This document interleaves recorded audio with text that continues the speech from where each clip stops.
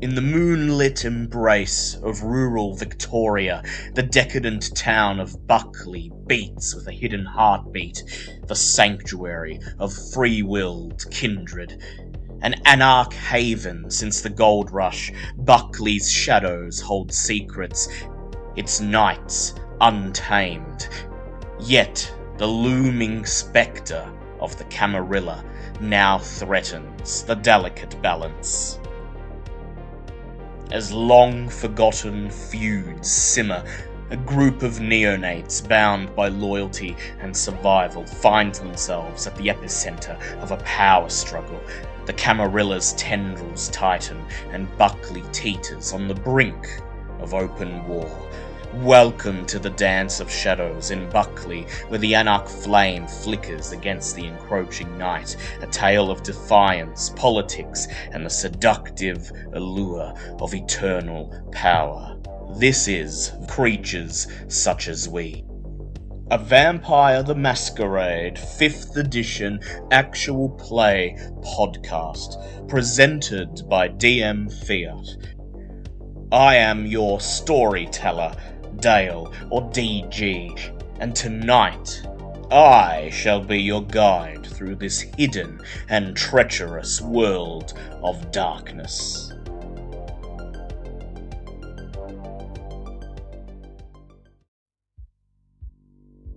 Welcome back, everyone. This is episode number 5 of Creatures Such as We.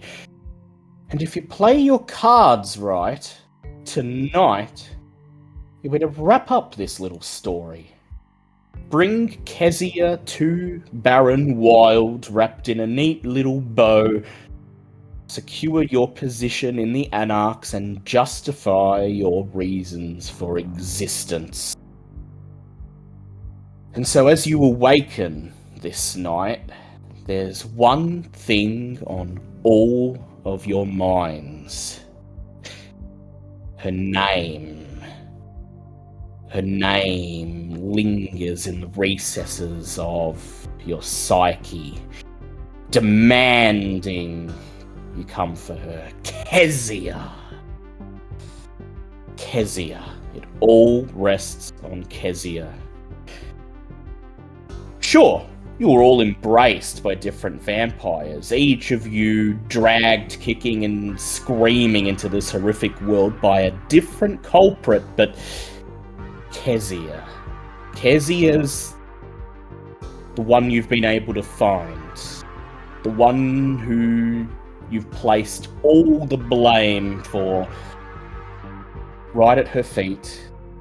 The one who's going to pay for both her transgressions and those of her co-conspirators tonight. Thanks to Zaria's technical expertise, you learned that Kezia is operating from a yacht dealership by the name of Poseidon. And Barry, thanks to his contacts in the police department, was able to trace the number plate of a car driven by one of Kezia's co-conspirators, leading to the physical location of Poseidon itself. You know where Kezia awaits, and you know what you have to do tonight. But before we begin, let's see who's getting hungrier. Let's all do a rouse check as your languid blood begins to force itself through your corpse-like bodies and consciousness stirs. But after we do that, we should have a little recap, I think. Indeed. And so, last episode we attended the Anarch Rant. The Baron himself, and it was a surprisingly warm reception. Well, cold-blooded but warm. We didn't expect it would be easy, and it wouldn't. We, basically were commended for approaching unlife in a fairly respectable and subtle manner. but it was made pretty clear that someone was going to have to be hauled in for the crime of making us exist. We presented videotape evidence of Kezia to the whole court, and the scapegoat was found. Before we went to go to the yacht club, where we were sure all trails were leading, Wisteria insisted that we swing by her store, see if we could get a few more clues. There were a few clues. Somebody looted the shop pretty thoroughly and called in some very clumsy criminals to cover it up as a smash and grab. The criminals were apprehended, and the number of the person who'd called them in led back to the yacht club. At this point, it's clear to Wisteria that somebody's leaving a trail. 3 different breadcrumbs, one from Barry, one from Zarya, one from Wisteria, all of them pointing to the Poseidon Yacht Club and Kezia. This is too much of a coincidence, but we're fresh, and we are going there regardless. This is where questions get answered. Also, the only place left to go. Also, Wisteria saved a friend she seemed to be fond of. Yes, one of her touchstones. And so Go ahead. One who's a bit too clever for her own good, so Wisteria will have to keep her close and keep an eye on her. Indeed. In the years to come. And so night has fallen once again. A deep black night sky, a blanket of stars hovering above the sole bastion of civilization in a vast, primeval Australian wilderness. Who's hungrier tonight? Not Barry. Wisteria is... Sorry, go on. Oh, I said Zarya is. Sorry. Zarya? Wisteria is ravenous. Mm. Yeah, Gil's gotten hungrier. Gil's gotten hungrier. And Robert, how about you? Robert has not. Robert and Barry, the only two who awaken this night, not feeling hungrier, perhaps because your beasts are preoccupied. Kezia is out there, and tonight we bring her to heel. And as you stir in the dusty, cramped safe house of the worn-down motel that Kezia calls her haven, that Wisteria calls her haven for now. For now. I would like Wisteria to go ahead and roll me your underworld contacts dots, because you did quite explicitly mention you were putting those to work at the end of last session. I did. All 2 dice of them.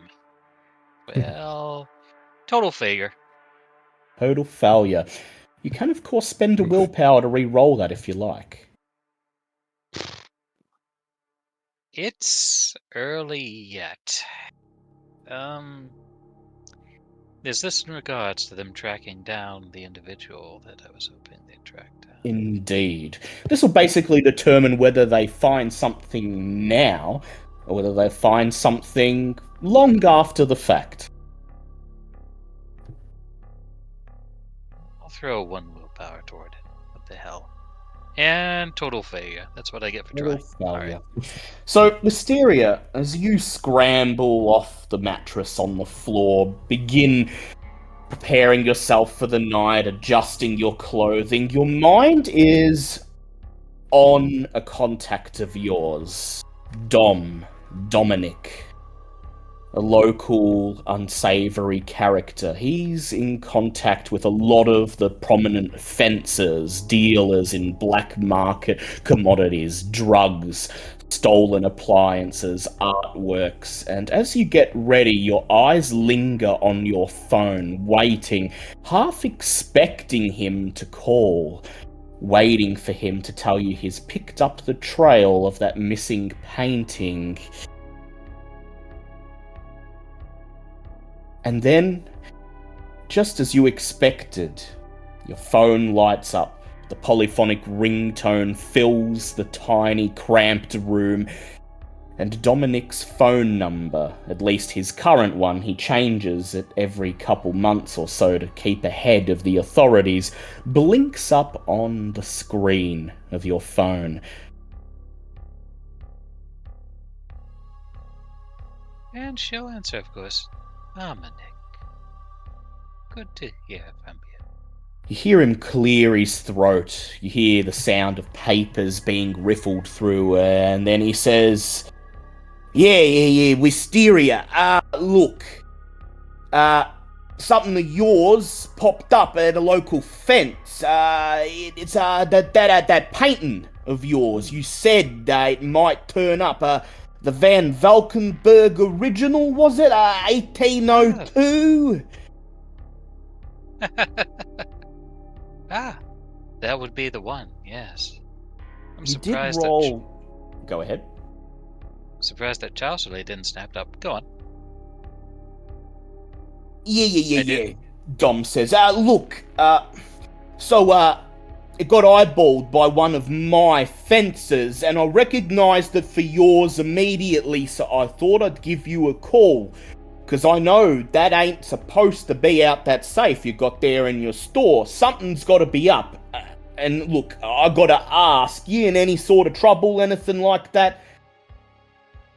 Nothing that won't be resolved given a little bit of time. And Dominic, be very glad you're part of the solution. So, give me the name of the store, and I might have a quiet chat with the person. Or, do you feel you could have a talk with them over time? I'll say, look, if you're gonna talk to him, it ain't gonna it might not be quiet, is the thing, says Dominic.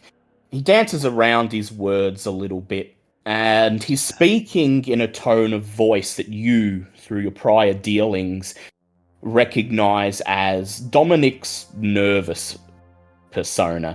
He doesn't really show that he's nervous. He tries to be the strong, cool, collected, local kingpin at all times. But a kingpin in Buckley is still a small fish in the pond, and compared to the Melbourne crims that sometimes wheel and deal here in Buckley, Dominic is very much a small fry. You get feel the that subtlety would be the best approach then, Dominic? Well, here's the thing, right? So, look, by the time the painting already turned up with him, it had already gone through a buyer. I was only able to find out after the fact. So a subordinate of this Melbourne suit, right, he purchased it earlier today, and it's being held in a storage locker now. It ain't in the fencer's possession anymore. It's been moved to a different location, and the purchaser's gonna send someone to collect it tonight. You know the time tonight? Yeah, that's the thing. The fence, he didn't seem to know what was going on. Questioned him to the best of my ability.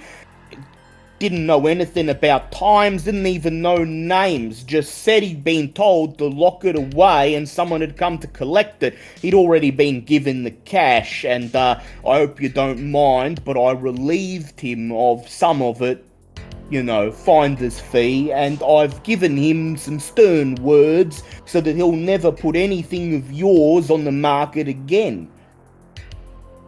I don't mind at all, but, no, you're doing your duty. Alright.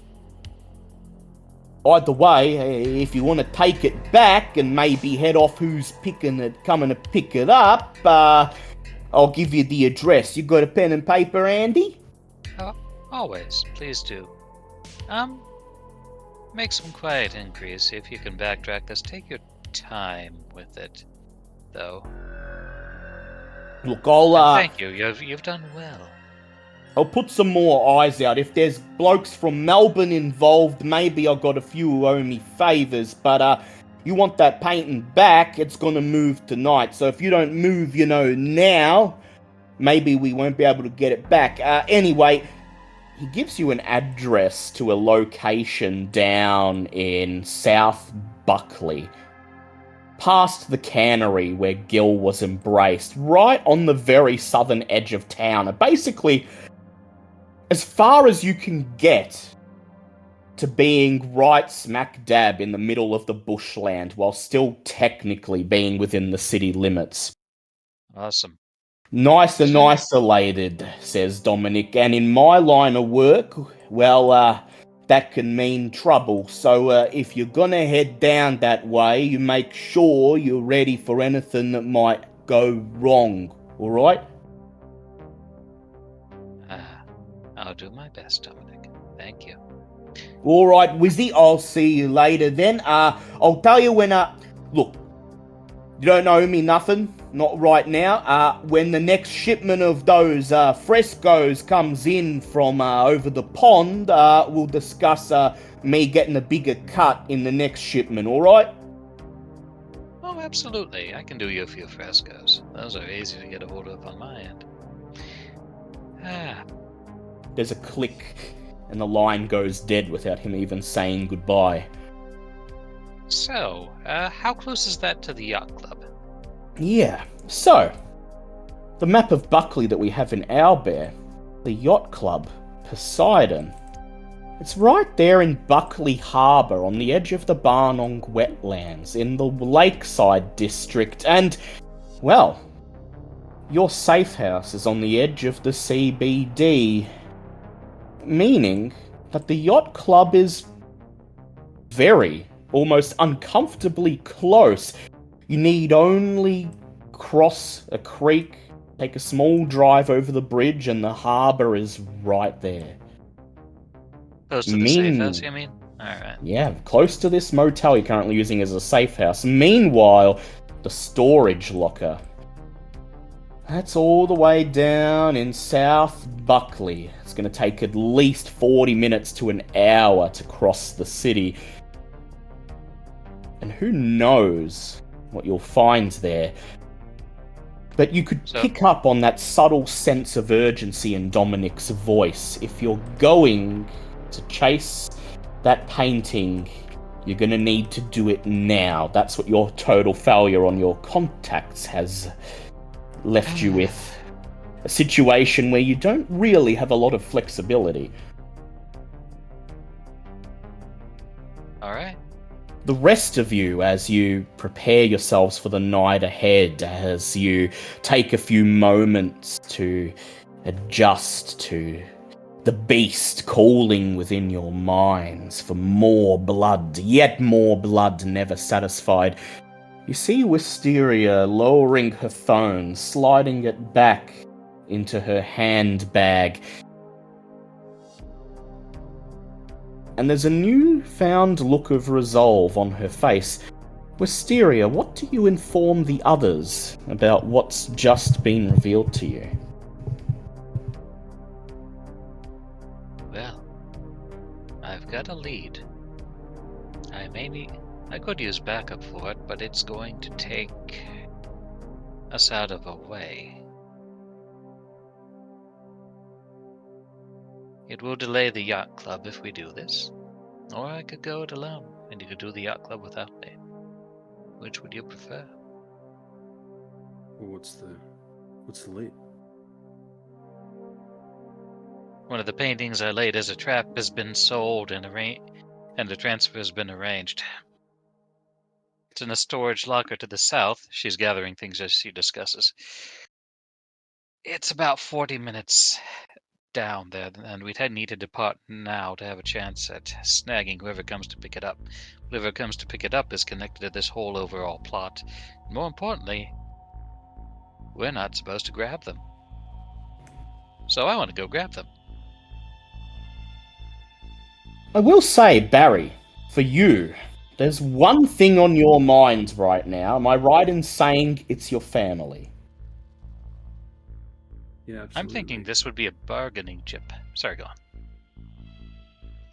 And as far as you know, your family, your best bet at finding them is with Kezia.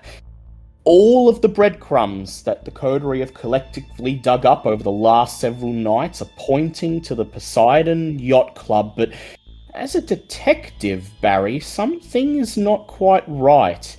You desperately want to find your family, make sure they're okay, get to them before something that's more of a monster than you does, but it was a bit easy to pick up the trail. You can't deny that.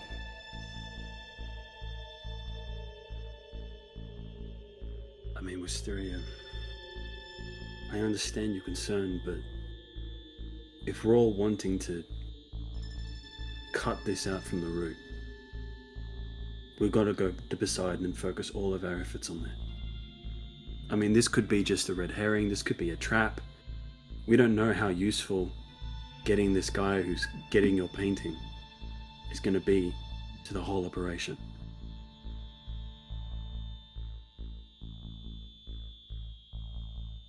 Good points. We should focus all our efforts on Poseidon.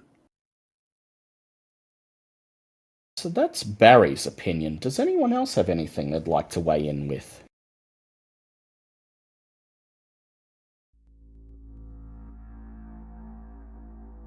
For you, Zarya, Kezia's definitely the priority. This is personal.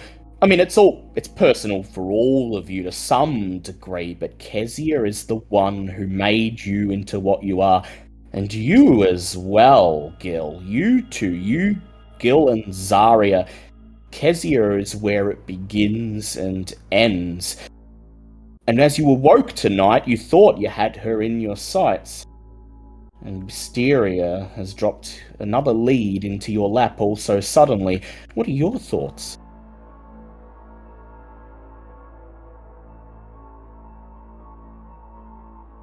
So how is the painting supposed to get us closer to our objective here? It lets us grab a piece that they don't think is at risk off the table. Could be Messiah himself. Could be a minion that can give us more information on him. Could be a bargaining chip we use against whatever we find at the yacht club.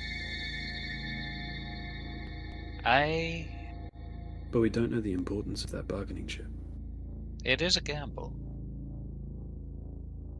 Is it a gamble Never we can been take? much for gambling. It might not be a gamble that we can take. I'm thinking it might be a gamble that I can take. I'm going to ask, what am I going to do at the yacht club? Robert here is just as good at sneaking as I am. But we can use the extra. We can use the extra person if we are outnumbered. We'll need as many hands as we can get. And if you go down there by yourself, well, what happens if you get in trouble? It is a point. I've had a lot of experience getting myself out of trouble, but well, I'm still figuring out this whole undead angle. We don't have a clear view of all the trouble you can get into. No, we don't. I'm sorry, Wisteria. I just don't think it's worth it. You've still got your family missing too, and I am taking this into account. No, and that's why I'm willing to. It is a priority. I have many flaws, but selfishness isn't among them. God, man, it's your kid, right? Yeah. All right. I'm going to let this lead burn. There are 2 other leads out there.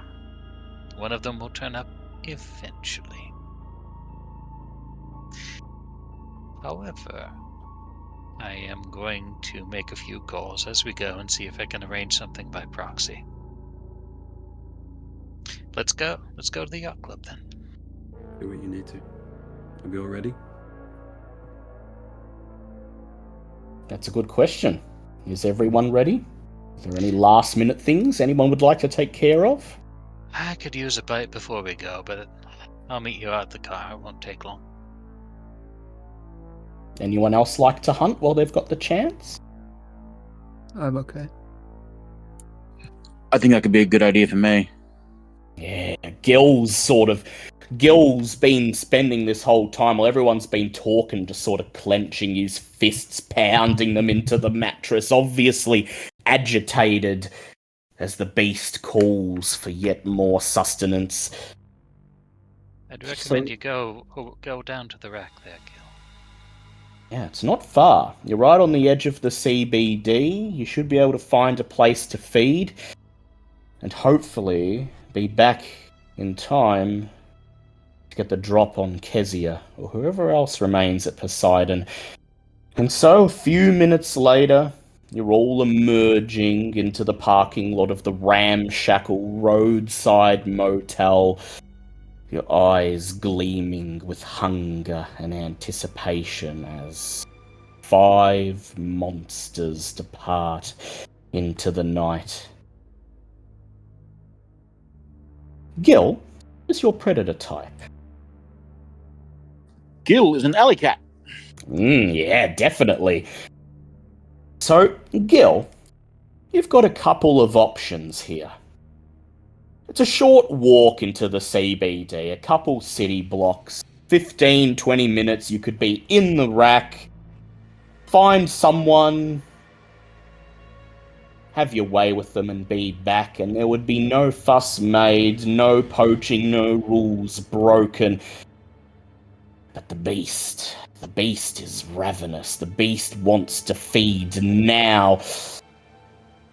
And technically, this is still the CBD. Sure, it's away from the glitz and glamour of the high-rises and the office buildings and the casinos, but and it's almost certainly not officially part of the rack, but you could easily find someone locally here around these couple of businesses still open at night, and it'd all be a lot quicker. So, how would you like to do this? Would you like to go for the easier route and risk getting into trouble? Or would you like to play it safe, knowing that this might take a bit longer and require a bit more effort on your half?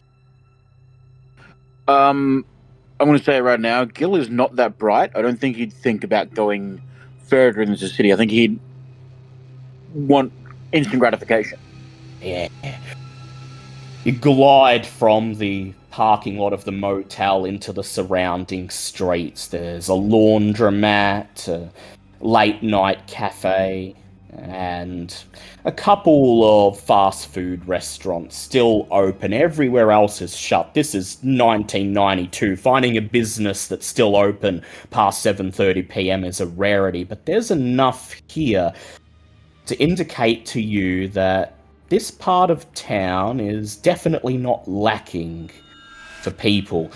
So I'd like you to go ahead and make me either a strength plus brawl roll, if you intend to take blood by force, or wits plus streetwise, if you're looking to find someone who won't put up much of a fight, who you can quite easily dispatch.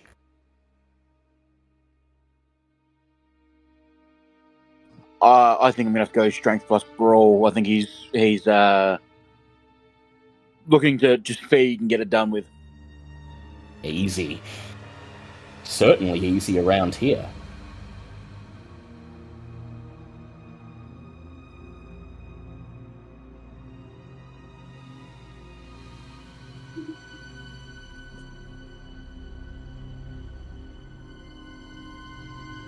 How did you do?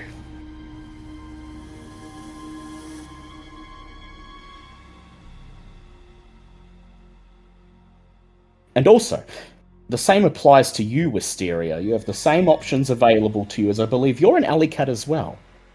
No, Wisteria is a Sandman. Ah, yes, a Sandman. And as such, she's just going to slip upstairs in the hotel, locate occupied room that's quiet quietly lockpick it, go in, and drink a fill. Wonderful. That will be a Dex plus Stealth check for you, Wisteria. With breaking and entering. As a specialty, go ahead. And that's 4 successes for Gil. 4 successes for Gil. Lovely, lovely. Hey, 3 successes. That's a rarity. 3 successes. Wisteria, despite being the hungriest in the coterie right now, manages to feed quickly and cleanly. You sneak into one of the occupied rooms, one of the few rooms in this motel where you think people are actually sleeping, one of the few rooms that isn't currently producing awkward moans and the sounds of springing beds.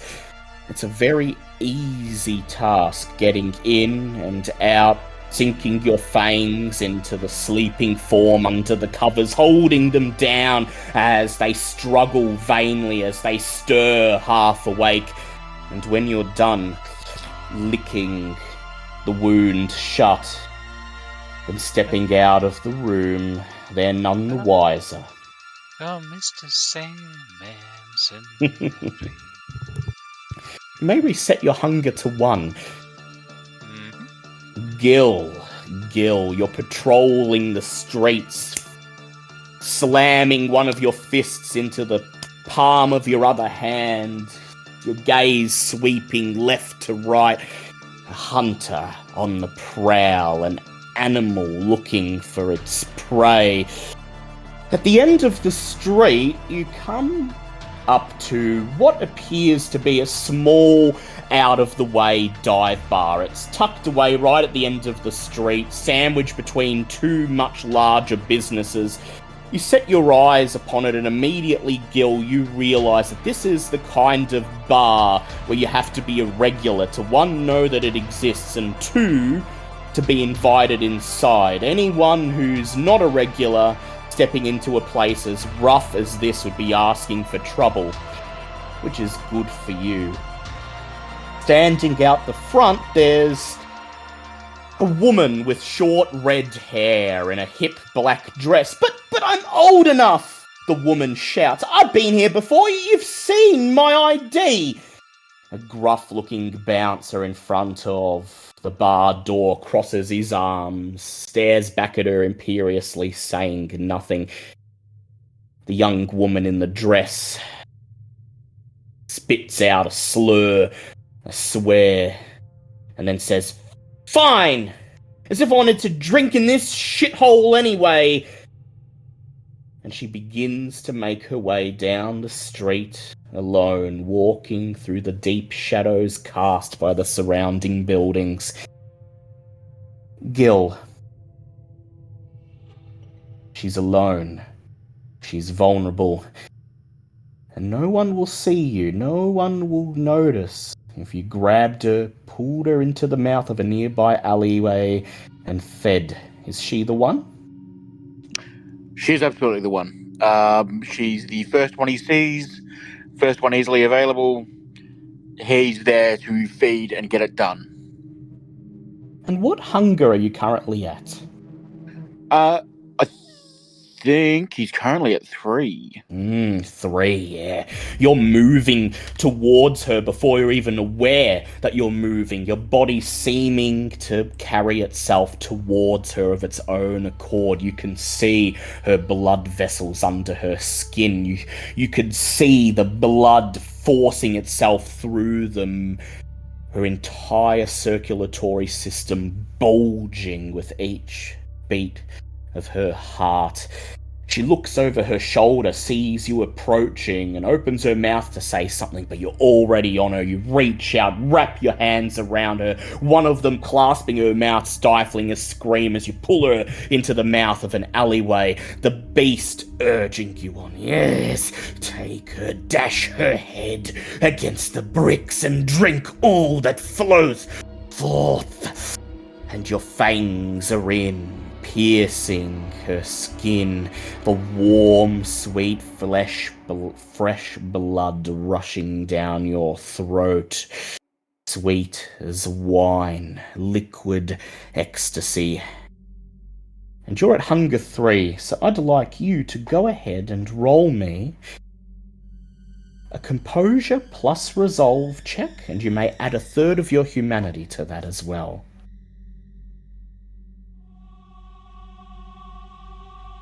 Smash her head against the wall, split her skull open, lick it all up, leave nothing. The beast So that was savagely. composure resolve?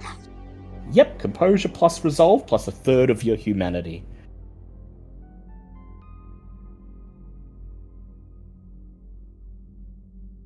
Hold her body against your own and you can feel her heart, every single beat.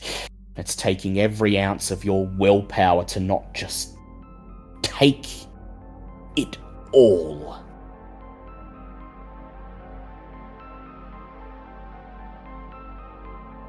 That's 2 successes. 2 successes. That's enough at hunger 3, as the beast urges you to drink more and more and more. You become aware of her heartbeat growing weaker, her breath becoming more laboured, rattly, her struggles becoming feebler as she grows weaker in your arms. And you can continue if you like, but it's up to you. You know that if you proceed further, you will take everything. I don't think Gil's there yet. I think he holds back and puts her down gently. He'll gain control of the beast, take a couple of breaths to calm himself, and lay her down gently, kind of behind a dumpster somewhere, out of sight. He'll wipe the blood off his mouth and just clean himself up and thanks, sweetheart. Look up yourself, and he'll walk off. Go ahead, reset your hunger to 1. You step out of the mouth of the alleyway, walking past the dive bar. You meet eyes with the bouncer. He nods, completely unaware of what's happened, only meters away. The poor woman left lying, dazed, half-conscious on the ground behind the dumpster. But she'll live. About 20 minutes later, you all reassemble once more in the parking lot of the seedy motel. Gil looking far less agitated, the rest of you looking determined, resolved, ready for the inevitable confrontation that looms. You wait a few moments until Wisteria's driver arrives, driving the same black limousine that has carried you from location to location, that has been indispensable in your investigation of your own murders. And this time, as the limousine pulls up, as it stops in front of you, the driver's side window winds down, and the driver looks out, his eyes narrowed, and he can tell by looking at you that tonight something's different. There's an air of finality hanging around you. As he meets your eyes, Wisteria, he nods, and he says,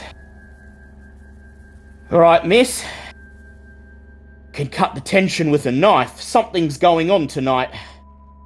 So what, am I playing getaway driver again?" Yes, at a distance. We don't want you parking too close. What's the target this time? There's a yacht club. Are you familiar? A yacht club? In Buckley? In this economy? Mm-hmm. Oh, let me guess. It's another one of Dominic's things, right? We gotta pick up a shipment or something, and you want me to keep the engine running just in case. Something like that. There will be a shipment, yes. Are we getting in or what? The driver nods, reaches down, presses a button, and suddenly you hear the locks of the doors pop. And Barry's the first one in. He wrenches the door open and slides into the back seat. and the rest of you follow suit. And then as soon as you're all in, the engine roars to life. So, Poseidon, I'm guessing. That's the one. It's the only yacht That's club the one. I'm familiar with. Only no one's been going there for a while. Place has been shut down for at least a couple years now. Hey, buddy, what's your name? Convenient, huh? What is the driver's name, Mysteria? His name is Colin, and he's been loyal for many years. Please be kind to him. I'm Yeah, only asking that's that he do his job. And cut and the he chits up. is. We're moving. Need to worry yourself, says Colin, glancing at you, Barry, through the rearview mirror. I'm not sure what idea you have of Miss Wisteria here, but her escapades are far beyond the skills of a typical driver, if you catch my Easy drift. now, Colin. Remember, he doesn't sign your paychecks. Look, what I guess I'm trying to say, says Colin, is if you're expecting trouble tonight, you and Miss Wisteria and all of you can count on me to have your back. Good. I've never doubted that, Colin. And so the limousine takes off, leaving the motel behind and winding through the streets until within... As they go, Go ahead. Wisteria makes a quick call. Jan, I need you to line up a surveillance as fast as possible. Call in the local Burnable team that we scouted out earlier. Give them a bullshit reason. I need long-distance surveillance on this storage container, and if possible, if they think they can pull it off, a slow tail to see where it's taken. Person on the other end knows not to ask questions. They barely even acknowledge your voice. You just get a gruff, acknowledging grunt on the other end. And then... Put some good money behind this. We'll let you know, the voice says. The line goes dead, and I would like you to roll your contacts dots again, but this time you may add your resources dots along with them. That is a much healthier roll. And I'll give you a choice here. You can either roll it as is, or you may spend one of your resources dots to make the roll an automatic success. No, I'm not spending anything yet. This is going through enough middleman. It shouldn't come back to me if I've 2 successes. 2 successes. I'll spend a willpower to make it 3, to make it more. I'll let you know. Nope, still 2 successes. Screw you too, dice roller. You know what will happen next. Some of Dominic's best guys will be staking out that storage locker. There'll be an unmarked Holden Commodore across the road, watching it with an eagle eye. And while they won't interfere when the pickup happens, they'll eyeball the person who came for it. They'll let you know. And that could be useful. The limousine continues on. It doesn't take long before you're clear of the CBD entirely, before the bright lights of the city are behind you, and you're crossing over a narrow concrete bridge that leads over one of the many winding, thin creeks that are attached to the Barnong Lake. Go ahead, Barry. Wisteria. Yes? That... I overheard your call. That description... I should hope so. Of the Melbourne suit. As vague as it is, it might match the description of Nathaniel Black. Could be something to look into. Once this is done. Well, absolutely. Once this is done. I agree. Every bit of information we can get, every piece we can take off the board or neutralize is another arrow in our quiver. This won't be all settled tonight. This is just the first step No. of an But if we ongoing can choose to project. take a pawn or choose to take a king, pretty obvious. You Well, are I'm expecting a pawn. We might get a bishop. Who knows? you are creatures to whom time is now meaningless. Settling down to play the long game, well, that's just something you'll have to get used to. Wisteria and Barry are already thinking ahead. The journey is over almost as suddenly as it started. It really is only about 5 minutes away from where you spent the day sleeping. Buckley Harbour is, however, far emptier, far more quiet than the maze of seedy businesses around the motel. At this time of night, there's no shipping happening, no nautical activity on Barnong Lake, and so everything is shuttered quiet. The only source of light is the street lights and the moon and stars above.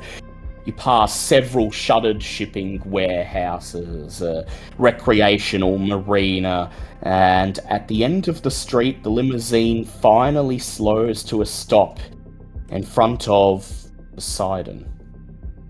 You find the yacht dealership shuttered and seemingly long abandoned. A peeling billboard facing the road displays the dealership's name in faded lettering. The E and the I are gone. Posdon! Luxury watercraft for sale and rent. Oh, keep driving. We'll park a little bit of ways. We'll As continue on Colin- foot once we've done so.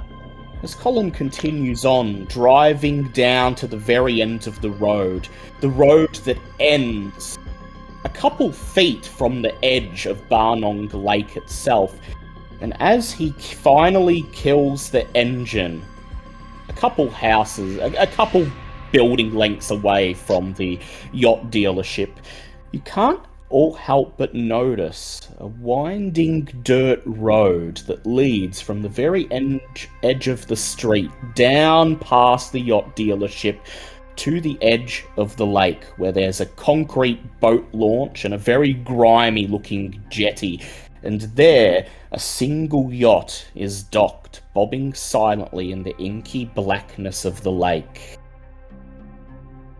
dark and unlit. What's our plan of attack? Well, we can sweep the dealership, but I'd imagine they're out in that boat. Still good to check the dealership anyway. We'll need to get there. Perhaps they have some spare keys to some form of transportation. Do we all go as one or do we split up? Maybe we can check both at the same time. I don't know. Don't know about... Well, do you have a way of getting to the boat without, Well, you and Robert are pretty sneaky. Yes, but I'm not very good at but I don't care to really swim. That's what I'm saying. Oh, the boat's on the lake, but you can still, it's moored to the jetty, so Oh. you wouldn't have to swim. Oh, I thought it was out in the middle. Okay. Well, However, the dirt path that leads to the jetty is going right through an open space, and if there's anyone on that boat, they will see you coming unless you have a plan. The dealership, however, there's a big chain link fence surrounding the lot to make sure random people don't enter now that it's shuttered and closed down. That's a bit more accessible, but there's no signs of life from the building. There are no lights on, the windows and doors are all shuttered. splitting up seems like a The only question being, then, who'd like to go where? Splitting up seems like a supremely bad idea. Robert, what's your opinion?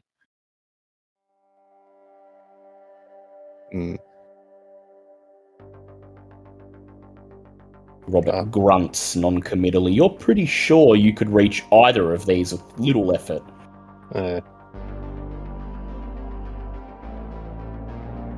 Think of the yacht, because that's the most obvious, but it could also be a trap and they're actually holding out in the dealership, I'm not sure.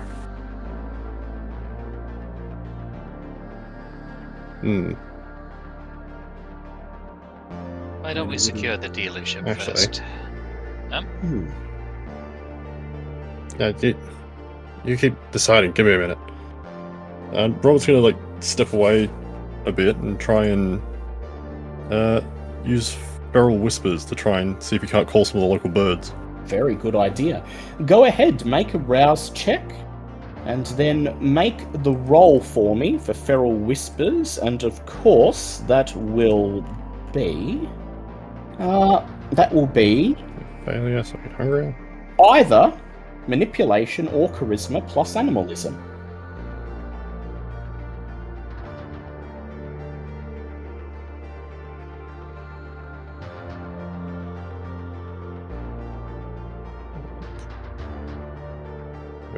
For the moment.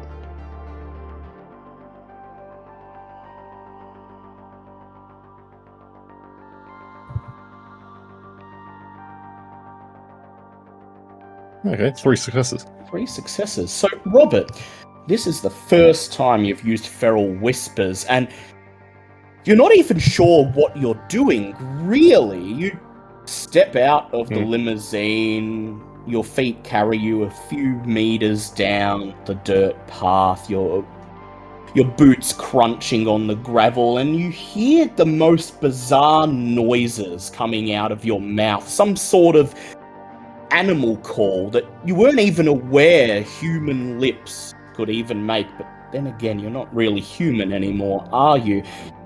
And which animal do you feel that Robert instinctually feels an affinity towards?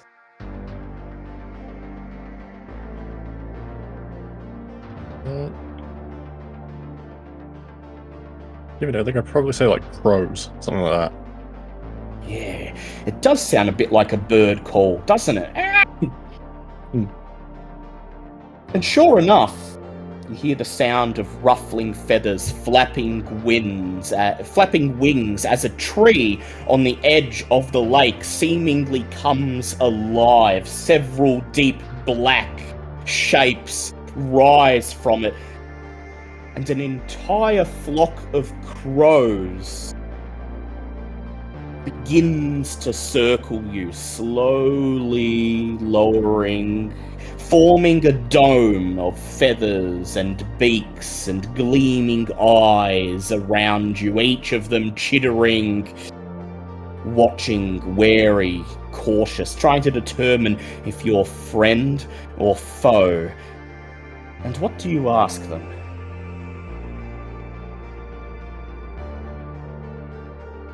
Oh, as they all start settling around, just, I wasn't expecting that many. It is unsettling. Mysteria's just got her jaw open. She's like, holy cow. Alright, you lot, and just circles maybe 4 or 5 of them. It's can you fly over to the yacht and see if you can see how many people are on there? The birds hover, silently listening, and then one of them jerks its head in acknowledgement, and then suddenly there's a cacophony of flapping wings as the entire flock disperses, the majority of them disappearing into the dark night sky, but 5, 6 of them immediately making a beeline over the inky blackness of the lake towards the yacht. You watch as they circle the yacht for several minutes. One of them darts down, swooping above the deck, quickly rising once again into the sky. And then, just before all of the crows disperse into the night, an image floods your mind's eye, Robert. The colours are all wrong.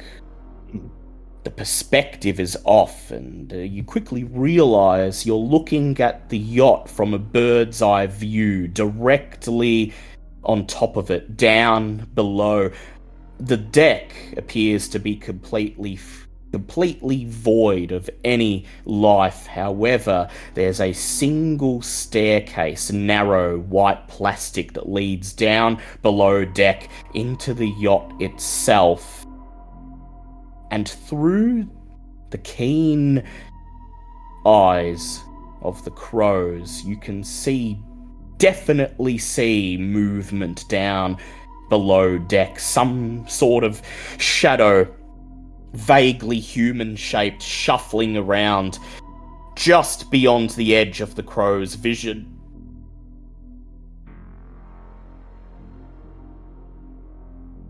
You also notice what appears to be a single shining silver wire, fishing wire or barbed wire, something of that ilk. A thin silver cord running along one of the steps halfway down the staircase. You have no idea what it's for, but you can feel the crow instinctually repelling from it, recognizing it as a trap of some description.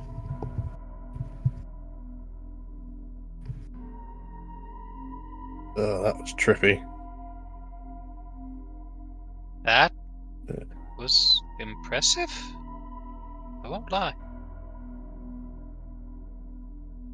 Wait, so you can see through them? Not quite see through them, but I can ask them to do things and they can tell me. It's kind of weird. But there's no one above deck, but it looks like there's definitely movement below deck, and there's also some sort of tripwire on the stairs on the way down. Alright. I know all about tripwires. I can do something about that. Or do we want to... Barry, you have Auspec's heightened senses, don't you? That's right, I do. So, as Robert tries to make sense of what he just saw, as he recounts what he saw to the others, I'd like you to just go ahead for me and make a wits awareness check and add your Auspecs. Only you have heightened senses, so only you have the chance to see what you could possibly see. Cool, yeah.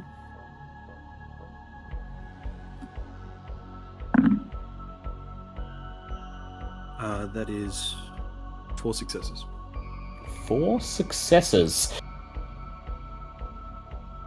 Your detective sense has kicked in, and while the others are scouting the yacht, your attention is firmly on the dealership. You're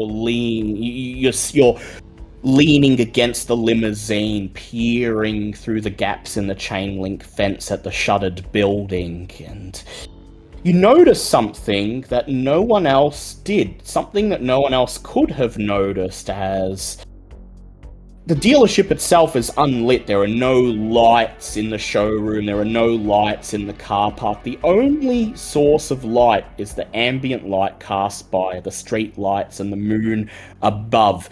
No one else noticed the car parked there in the shadows, right in front of the yacht showroom door, but you see it. You can even read the letters on the number plate. It's the car, parked right up in front of the dealership. Empty, windows wound up, lights off. Probably the same place it's sat ever since your contacts laid eyes on it. That's the car. That's the one that showed up in my house. Car? Oh. Is that what that shape is? I gotta go. Okay. Plan first. I'm going to sneak aboard the yacht and disarm the tripwire, and then meet you, the rest of you, as you go to the dealership. Are we in agreement? Go on without me, I'll catch up is what I'm saying. Anyone have any other wrinkles they'd like to add to the plan? Is everyone content to let Wisteria head to the yacht on her own? I mean, I could go too, maybe. I can't sneak as well, but I am fast. Well, mainly this is to disarm the wire so that when you're done at the dealership, you can all come to the yacht. That's the plan. Gil will go with the lovely detective. Gets the feeling it might be needed. But if you want to come along as backup, Zarya dear, then you could wait a ways back. I can do that. All right. And Robert, what about you? Hang behind and see who's going to need you the most?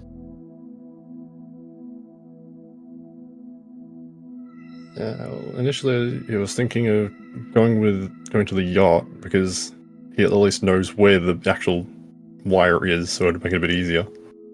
Yeah, well, that'd be Would be you, helpful. Zarya, and Wisteria, and that would leave Barry and Gil to check out the dealership.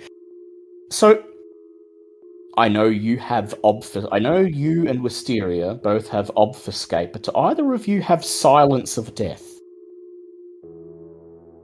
Nope. No. Just a lot of training.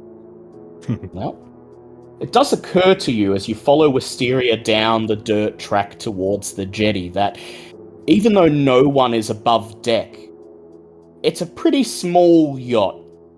Anyone who's below deck will almost certainly hear footsteps when you set foot on the boat.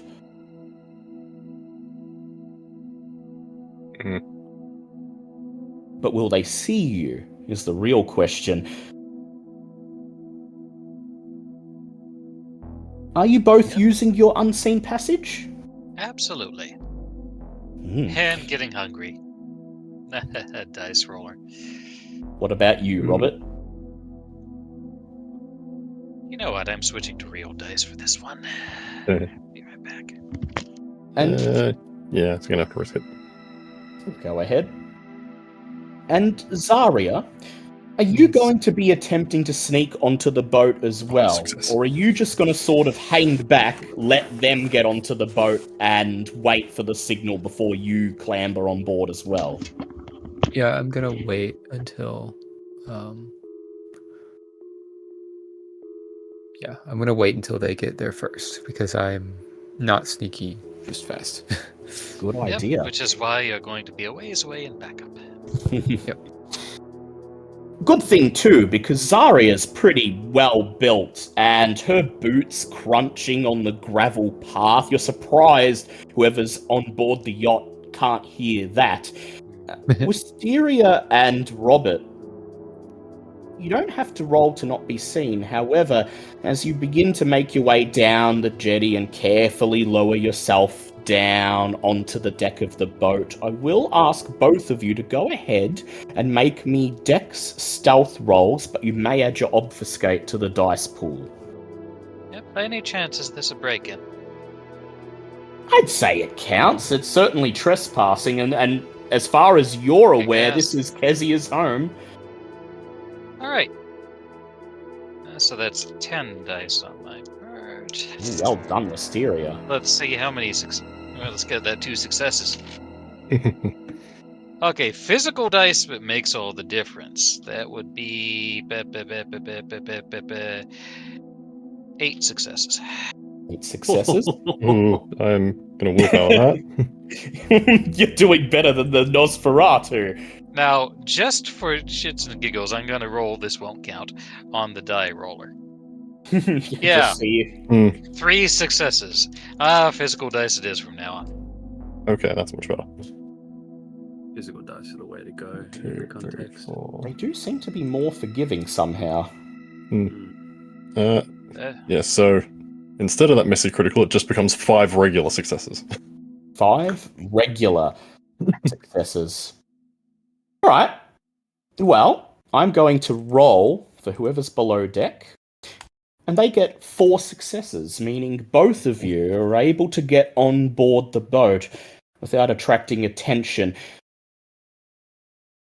There's a thump that you both make as you land on deck, you hear something shuffling directly below, the sound of someone looking up, alerted by a noise, but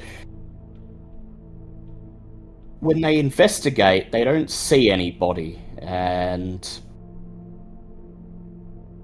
convinced that what they heard was the sound of an animal or waves lapping against the bodywork of the boat, or perhaps the deck creaking, expanding in the cold air, they return to whatever they were doing. The shuffling sounds cease, and everything is once again quiet as the two of you cross the small deck and approach the narrow staircase that leads down below. And now that you're in front of it, you can see it is most certainly a trap, although it's unlike any trap you've seen before.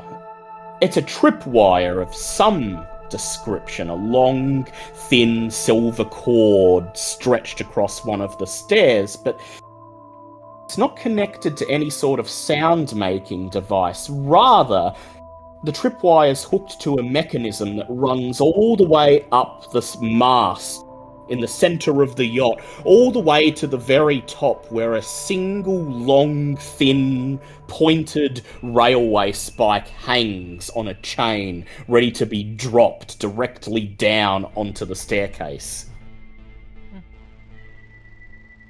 That's amusing. Wisteria will shimmy up the mast and take some wire from her handy-dandy thieves' tools, and lash the spike to the mast. Go ahead and make me a Dex plus larceny check. Let's see. Bum bum bum. So 7 dice to disable device. Wisteria is an irrelevant. She's definitely Pretty much. irrelevant right now. I'm not attempting anything complex. Would one success do it? Yeah, one success. I just wanted to see if you'd succeed at all, because there was every chance that you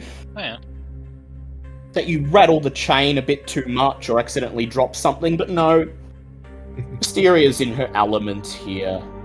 The mechanism is disabled, and down below you see Robert reaching down, using his hand to tug at the tripwire, pulling it taut. The chain holding the railway spike rattles slightly, but doesn't drop, lashed to the mast. Harmless. Unless it were to be struck by a great force, perhaps. That done, she'll pop her head down below, with Eyes of the Beast on since she's obfuscated, just to see who's down here. That's all. Yeah, up here on the mast, you can peer directly down the staircase. Down at the bottom of the staircase, you can see an orange haze of light. Down below deck, there's definitely a room that has lights on and is being occupied by somebody. The question is, are they man or monster? Go ahead and roll your Eyes of the Beast for me. It doesn't really have a roll. It lets me see in the dark. Oh, yeah, that's right. No, sorry. Yeah, she was going to use that 8 successes she had earlier to slip down there and just kind of see who's down there. That's all. Sorry, for some reason I was thinking of Sense the Beast. You're thinking Sense the Beast, which is handy, but no, you're using your Eyes of the Beast, and you feel your eyes narrow as the light gets amplified. And now what was just an orange haze at the bottom of the stairs extends, illuminating the whole staircase. And you see a most unsettling sight, Wisteria. Streets of dark brown old bloodstains. The aftermath of someone being quite violently dragged down the stairs, the trail leading to that lit room at the very bottom. And with your Eyes of the Beast active, you can even make out a couple details of that vaguely defined humanoid figure shuffling around underneath. You can't see the figure themselves, but you can see the shadow they cast dancing on the stairwell. And whoever it is, they're very well built. Their shoulders are probably broader than even Gil's, but they're not particularly tall. And there's a vaguely feminine shape to it, telling you instantly that this must be Kezia. Kezia. Alright. She's Well, down below, apparently unaware that you're here. We've laid the groundwork.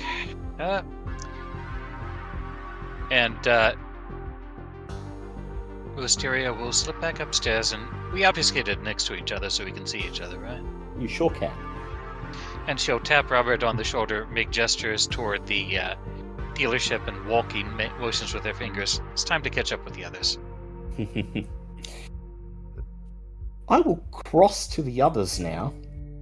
Gil and Barry. You've made your way a bit further down the street, back towards civilization, away from the edge of the lake.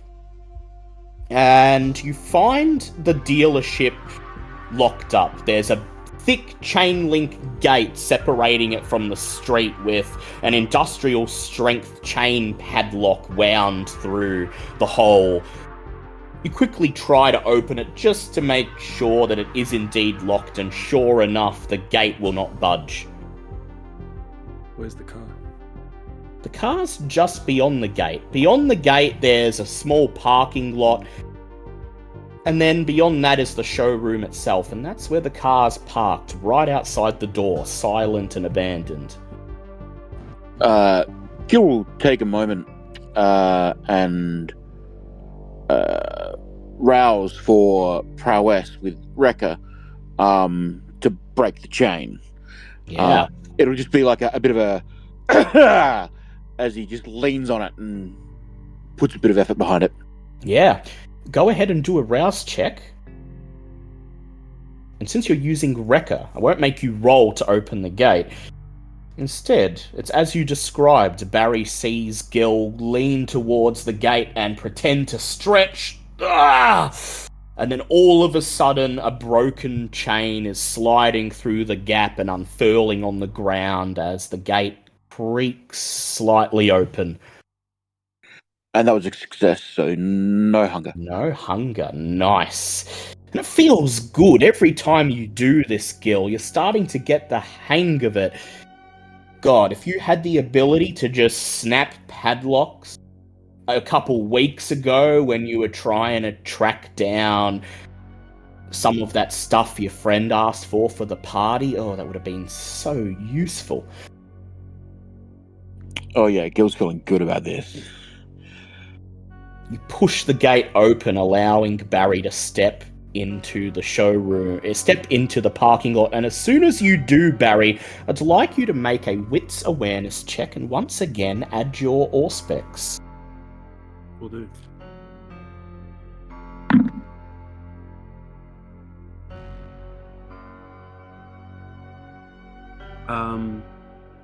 Three successes. 3 successes. Your eyes fixate on the silent car as you draw nearer to it, and then suddenly the vehicle judders, shakes, and you hear an unmistakable thumping coming from the boot. You glance sideways at Gil, and there's no indication that he heard it or noticed it, and Gil, you look over at Barry and you see him suddenly very interested in the car, moving with purpose towards it, walking faster than he was before. But it's made no sounds, it's made no movements, at least to you.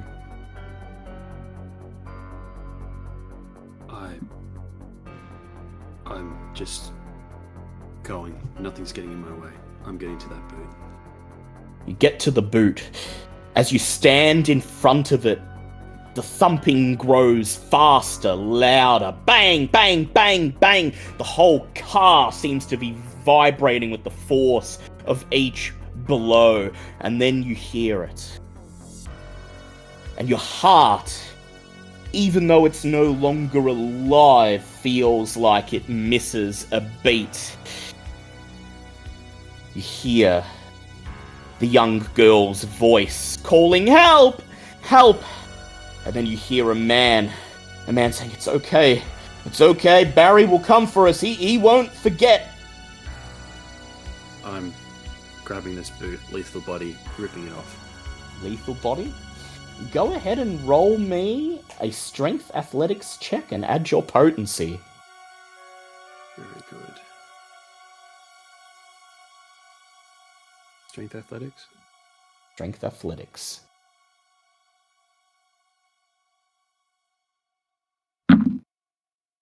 Three successes. Gil's on standby. You can see Gil flexing his fists ready to open the boot, but you're already there and nothing will stop you from getting to your family. There's a loud crack and a pop, and suddenly the boot is flung open. You peer down into it and you see them. Both of them peering up at you, their eyes wide with terror. I just wrapped them up. Surprisingly, they're not bound or gagged. Their arms free, their mouths unrestricted, and as soon as they see you, they both let out great heaving sobs, throw themselves out of the boot, and nearly bowl you over with the force of them embracing you at once. I'm not thinking about it. I've just got them. I've just got each of them in one arm each, over my shoulder.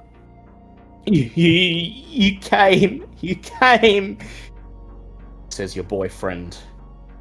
Love of your life. It's alright, Fanny. It's alright, Lara. It's okay. It's okay now. It's okay.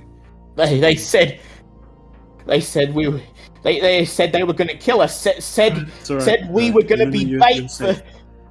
You're safe now. Safe. Come on. Gil's gonna get his head on a swivel. He just heard the word bait, and we've just sprung the trap. Here's the thing, Gil. Here's what you're seeing, Gil. You're seeing Barry pop open that boot and peer down into an empty compartment.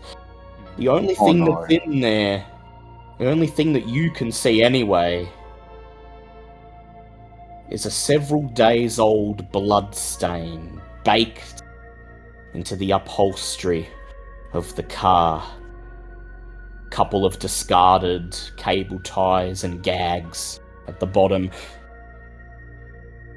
Barry seems to be caressing thin air, whispering, "It's gonna be okay. It's gonna be okay," to himself. Gil will grab Barry on the shoulder, "Barry, you with me?" Yeah, I've got them. I gotta get them to the driver. We gotta get them into the car and. Barry, buddy, they ain't real. There's nothing here. Of course we're real, says the little girl. We've been waiting. We've been locked in there. We've been locked in there for days. We're starving. Lara, it's all right, Lara. It's okay. It's okay. You're just gonna get in the car, and we're gonna get you safe. All right. You just listen. You just listen to Dad. They both look up at you, nodding with resolve. Bern, there's a limo at the front. I'll be watching. I'll make sure you get in there. There's a driver there. Just get in. Keep your heads down. Stay safe. All right, this will all be over soon. It's safe. You'll be safe. I'm just hand on Fern's face. Fern nods. He says, "I'll keep her safe. You make sure the person who did this pays." It's alright. Gil, Now, what's Gil doing? Gil's kind of freaking out. Like Gil's like hands to the hair, like, "Oh my god, what am I gonna do?" And then I think is like, sometimes friends need to do horrible things to help other friends out, and he'll just like smack Barry across the face, not like hard, but like snap out of it kind of thing. Yeah, and Barry, the next thing you're aware of is Gil's fist. You feel the sharp pain of his knuckle colliding with the back of your head. You don't take any damage, but it's enough to knock the senses out of you, at least for a split second. It's like slamming a television set. Seeing static momentarily corrupt the image, a buzz of electricity, and then you're back where you are. Fern's gone. You assume that they've made their way back to the limousine. They're safe. For now. Of course, they wouldn't wait around to see what you have to do next. What the fuck are you doing? Barry, buddy, there's nothing here but a bloodstain and cable ties. Like, I don't know what's going on, man, but they ain't here. What are you talking about? At exactly this moment that you hear footsteps on the concrete behind you whirl around, and you see Zarya making her way up, and based on the little clouds of dirt rising from the ground behind her with each footfall, you can assume she's accompanied by Robert and Wisteria as well, both currently obfuscated. Wisteria, do we have more room in the limo?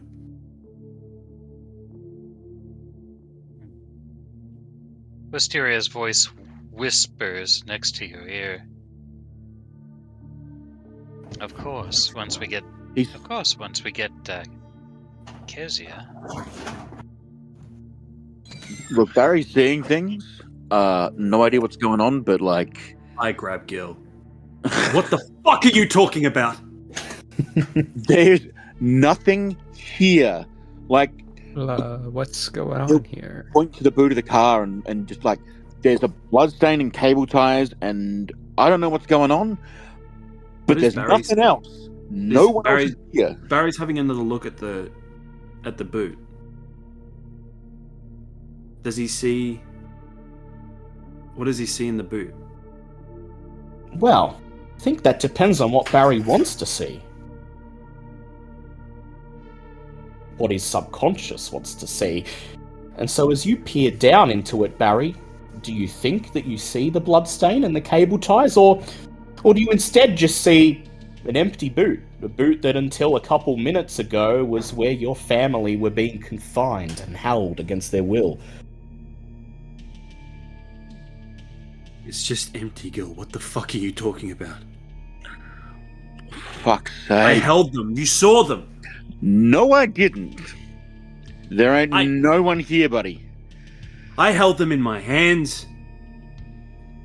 I felt his face. What the fuck are you talking about, Gil? These last few days have been kind of fucked up. Like, shit's been fucked up. We're all dead, right? Like, this is fucked up and weird.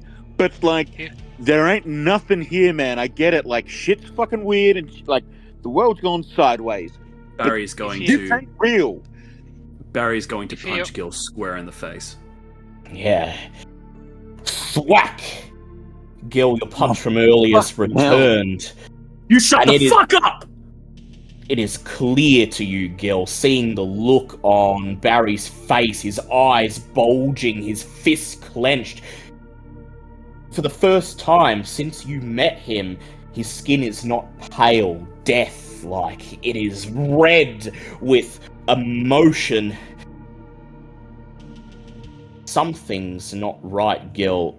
Gil will take a few steps back and motion at Barry and be like, dude, that's the last time that's gonna fucking happen. You hit me again, it's on. Like, someone else look at the goddamn trunk. Like, please, for the love of fucking God, there is a blood stain and cable ties. You There tell ain't any more nothing else. fucking lies. You tell any more fucking lies, Gil. Zarya's and you try gonna and look in set the me trunk. off, it's gonna end a lot worse. Zarya, you glance at the trunk, and Gil's right. There's a copious amount of blood. You think, with all that blood, if that was a person, if that was all from one person, it would be a miracle that they were alive when they were removed from that trunk. There's cable ties too, right? Yeah, there is. And a, She's gonna and a grab, couple gags. She's gonna grab that stuff and present it. Barry, I'd like you to go ahead and make a willpower check for me. Just roll all your willpower. This is what I get for being nice to a policeman. Yeah, right. Gil's like pacing back and forth. He looks angry, like he wants to fight, but he's like, now is not the time. 4 successes. Yes, 4 successes. And as far as you're aware, Gil, so many bizarre, unbelievable things have happened over the last few nights. Who's to say this isn't some strange trap? Who's to say Barry isn't seeing something that is actually there, even though it seems like is not? And Barry, when Zarya presents her hand to you, you have the option. You can either give in to the delusion, and your Malkavian Bane will come into effect, but there will be some benefits, or, for the moment, you can attempt to rationalize it, see those cable ties in her hand, and understand that maybe things aren't as they appear. Rationalize, at least for the moment, that you should play along with the others, but still, in the back of your mind, entertain the idea that they're still alive. I think with Zarya, we've been trying to reach some common ground. So I think if Zarya is presenting this to me, I'd try to rationalize it. Then Gil must be right. There's cable ties, and you peer into the boot, and you see it. The blood stain. More blood than even the most violent cases you've worked in your career as a detective. But it can't be Fern's blood. No. It must have been there before you rescued them. They're both safe. They're gone. Gil must have just missed it. I didn't see it. That can't be Fern's. It must have already been there. I held them. Okay, well, where are they now? I told them to go to the limo. I told them they'd be safe there. A light touch on your shoulder. If that's the case, then Cullen will doubtless take them, and he has a soft spot for kids. He's got 3 of his own. Anyway, you've done a lot of shouting. Kezia's on the ship. She's probably heard that by now. So let's do a sweep through the dealership and then head to the yacht for a proper pull. Sound good? I'm sorry. I'm so sorry. Your children are involved, man. I quite understand Wisteria lies. Let's get moving. Sure enough, the door to the yacht dealership is locked tight, an almost identical padlock wound through the handle. Locked, huh? To the one that was on the gate. Yeah, How many dots in larceny do you have, Wisteria? 3. 3.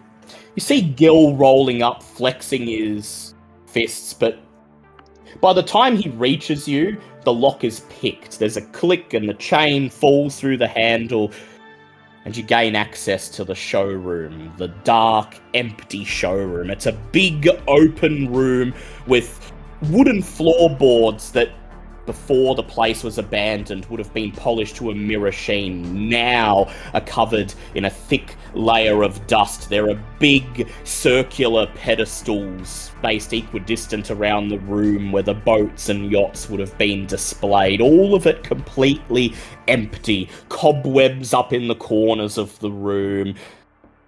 Markings on the wall where old posters used to be but are no longer. And in fact, the only thing left in the dealership is the small manager's office just behind the reception counter, which is just like the rest of the building, almost completely empty save for a single desk where a thick black laptop and a cardboard box sit.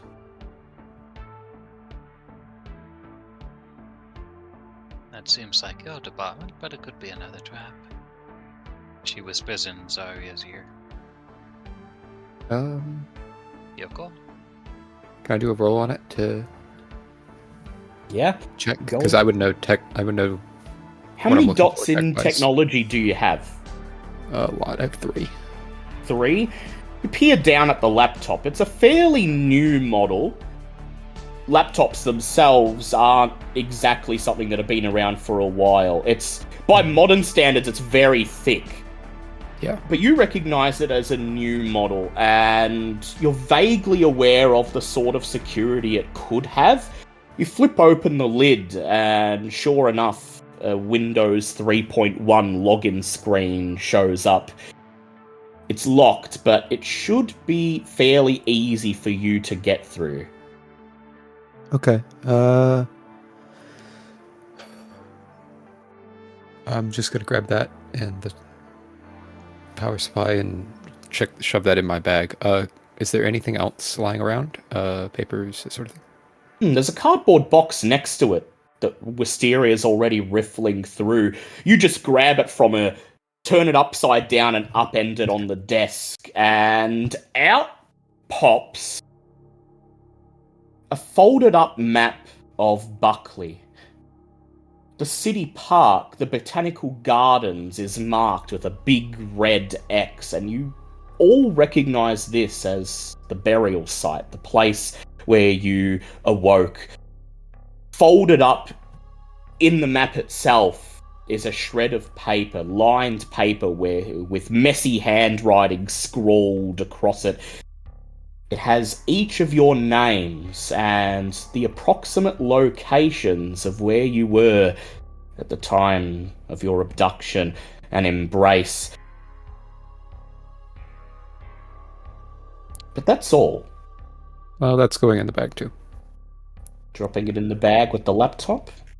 Yep.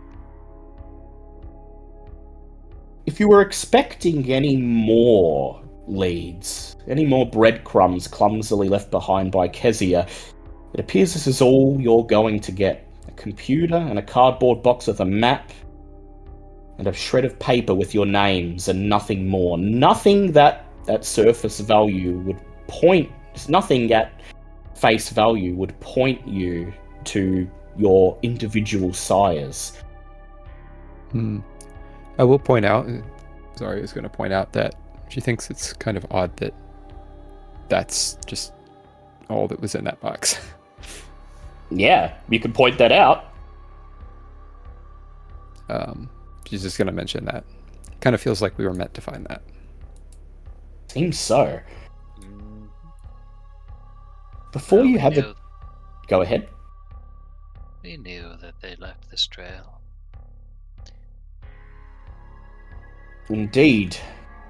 As if to emphasize how you were meant to find it, suddenly Wisteria, that polyphonic ringtone, breaks the silence, echoing through the tiny office, and you feel your mobile phone vibrating profusely in your handbag. Oh no, she's on the job. She would have set it to silent. But it does vibrate, and she pulls it out. Vibration can be heard throughout the office. You don't recognize the number that's displayed on the screen. Damnation. Yes? There's silence for a few seconds, and then the sound of someone clearing their throat. And then, finally, the voice. She puts the speaker on. Put me on speaker, is the first thing he says. Yes, there's a good girl. I wish to address all of you. This is Wisteria, and Zarya, and Detective Barry, and Gil, and Robert. Present. You cannot see the person on the other end of the phone, of course, but as you hear their voice as it washes over you, you all get the image of someone with an inflated sense of importance, someone trying very hard to come across as pompous and influential. My name is Nathaniel Black, says the voice on the other end. I understand you've been keeping an eye on a recent purchase of mine.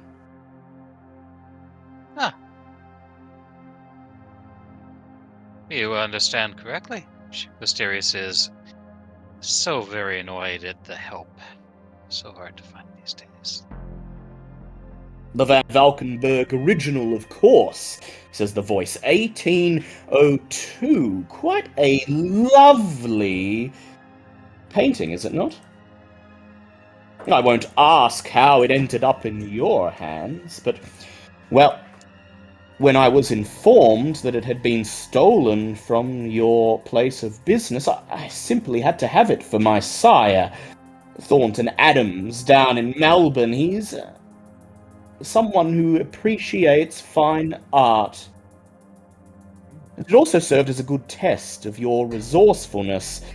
I was half expecting that you would follow the trail of the painting and end up face to face with me. And then I find two of your contacts in an unmarked car scoping out the storage locker when I finally arrived to take possession of it. I quickly got your contact details out of them. They won't remember anything of tonight's events.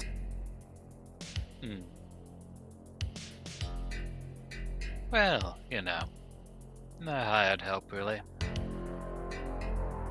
As you did happen to follow the trail, I'm willing to talk to you, all of you, and help you understand the other side of the story.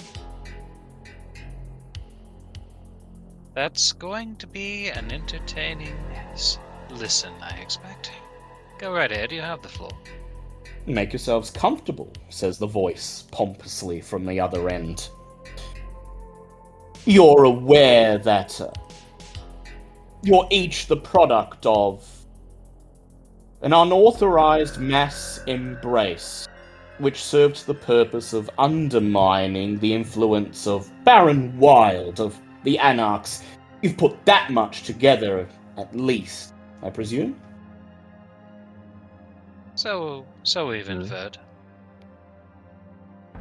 Of course, you probably suspect that I was involved in some way. After all, my name showed up on on your radar. As I understand it, from my contacts in the police department, my name popped up when Barry ran some number plates. And yet, I have to ask the question, why are you all at Poseidon ready to confront Kezia and not me? Not when, as far as you understand it, I am the mastermind behind the events you are currently playing out.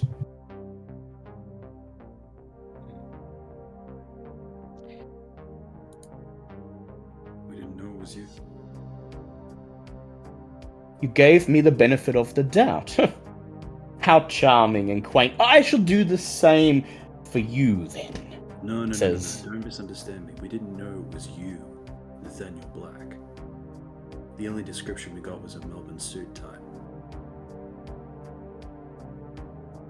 And yet you felt it important enough to still follow the lead and see what shakes out.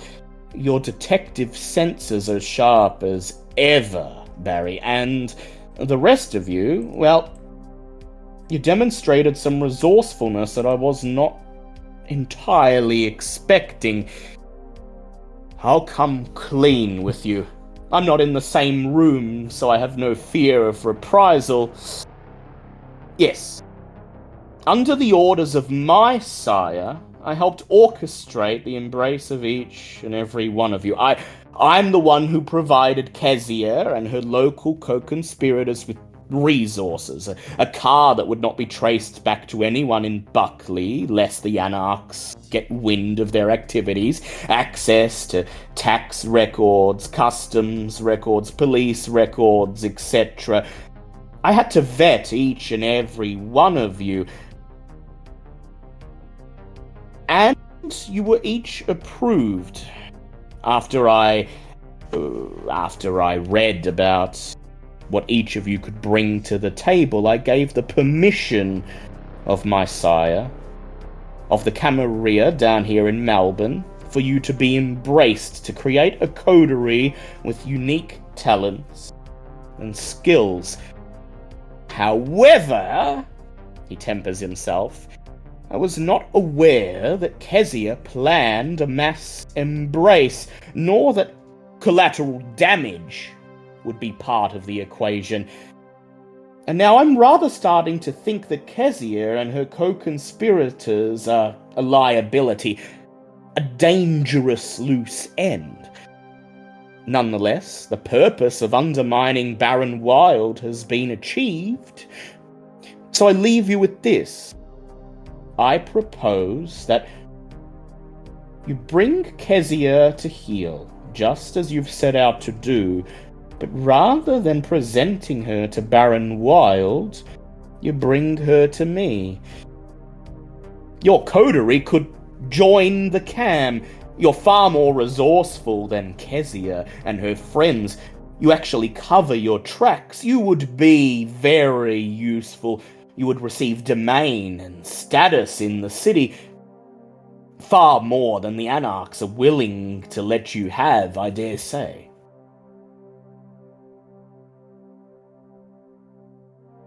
When do we have to give an answer?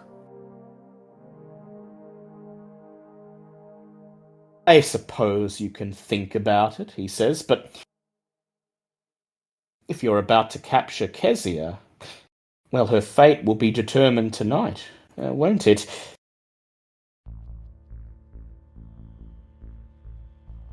Then you shall have our answer by the end of the night. Consider my words carefully.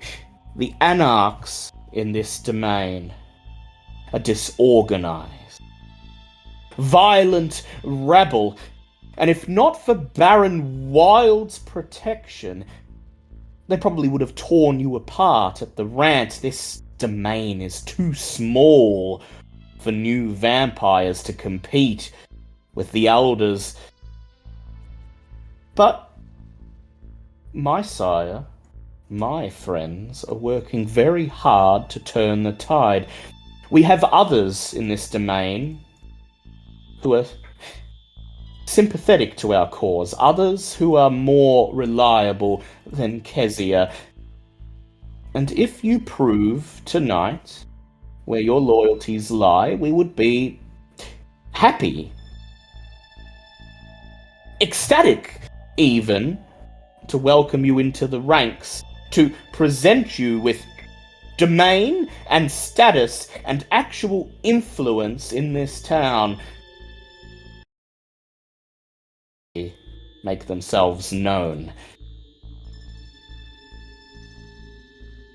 Any takers? We'll of course answer any questions you would like to ask.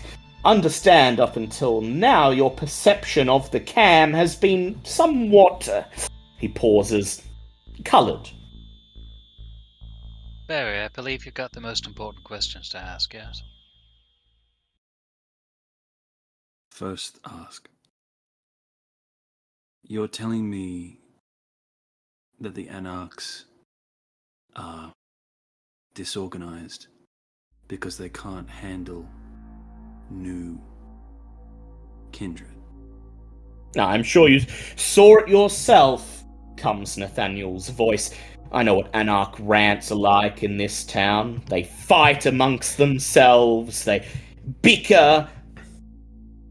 Sure, the Baron has authority, but all the other Anarchs are bitching and whining behind his back, and after these events, after a mass embrace, after 5 new bloodsuckers are thrust, kicking and screaming into the domain, maybe his authority might not weather what is to come. Surely, in that situation, it would be good to have friends, people you can count on, wouldn't it? Okay, Nathaniel, Okay. Then, who organized our embrace? Well, I handled the busy work. Then But why are you using that as evidence for the Anarchs' disorganization? Something that they had no involvement in, and you're telling me that that is the reason why we should join you?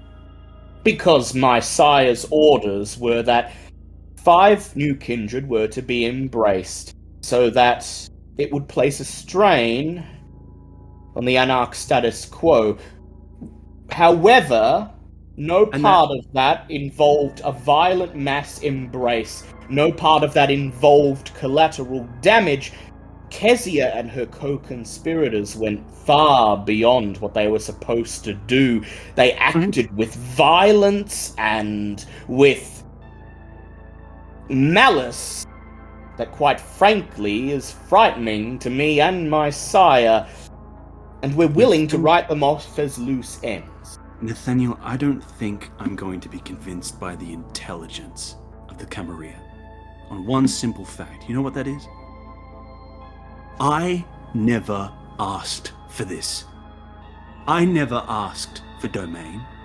I never asked for this power. I never asked for this curse. I never asked for my family to be kidnapped from their homes and for me to turn into a blood-lusting creature. The typical fledgling whining, he says dismissively. Oh, Before woe we get too be much to further, me. I'm a vampire now, and how will I survive? Whatever will I do? And I'm saying, I recognize that this was very traumatic, but the Cam are far more equipped than the Anarchs to enable you to slip more comfortably into your new existence. Go on, Mysteria. Please take a second. Does anyone else have questions for the nice man? I've got one. No, it's fine. That's a valid point. Does anyone else have a question for the nice man? I've got one myself, but I'll get to it. Gilda checks his head like, no. Got nothing. Robert? Zaya? Yeah, I think the only question I had was rather succinctly summed up by Barry. Alright. I don't have anything currently. Here's what I need you to understand, says Nathaniel. From where you're standing, it looks as if me and mine have done something genuinely horrible to you. I acknowledge that. However, it was not meant to be this way. It was meant to be more subtle. It was meant to be measured. It was meant to be... Your sires were to educate you, for one. Family members, employees, touchstones were to be left out of it. You were to be guided into existence as a kindred. Sure, you didn't have a say in the matter, but... Well, nor did I. I don't believe there's a kindred in existence who chose this state. I'm so glad you were willing to guide us through our non-consensual transformation. How considerate of you. That's what the Camarilla is for, he says, sensing that he's losing the battle. There are very few kindred these nights who choose to be what they are, but there are rules and there are ways of making it easier to adjust to rather than harder. And the Anarchs would sooner have you thrown to the wolves, left to your own devices to figure it all out yourself, when with us you would have power, influence. You would be shown the correct ways to behave. You would be shown how to make the best of it. We seem to be doing pretty alright now. Wisteria, ask your question. Now, it's a very simple question. Have you ever heard the joke about the one-legged pig, Mr. Black? I must admit, that one most likely came after my time. Well, the joke goes like this. One day, a man stops by a farm to get a pound of turkey, and he sees a three-legged pig hobbling around the enclosure of the pig pen, one leg missing. And he asks the farmer, "Why is that pig missing a leg?" The farmer says, "That pig saved my son from drowning. He alerted us when there was a fire. He chased off a pack of wolves. That pig is a hero." And the man asks, "Yes, but what happened to his leg? Did the wolves get it?" Man says, "Oh no, we had it last Tuesday. Pig like that you don't eat all at once." Mr. Black, we didn't pursue you because you're not a concern. And frankly, if you are, later on, well, you don't eat a pig like you all at once. And she hangs up. As you go to hang up, you hear him grumble. You catch his last few words before you click and cut him off. "Well then, I look forward to seeing the painting hanging in my sire's..." Click. He's gone. Let's get Kezia. Lead the way. Trap's disabled. Full assault mode. I'm busting through. What do you guys think? I think I'm going to turn invisible again. I'll help out where I can. And she does so. Yo, Zaria, what do you reckon? Gets hungrier. I reckon we go and just I'm gonna move in out of it. fast and first. Gil, Zarya, and Barry assault mode, while Wisteria and Robert sneak up behind. Mm.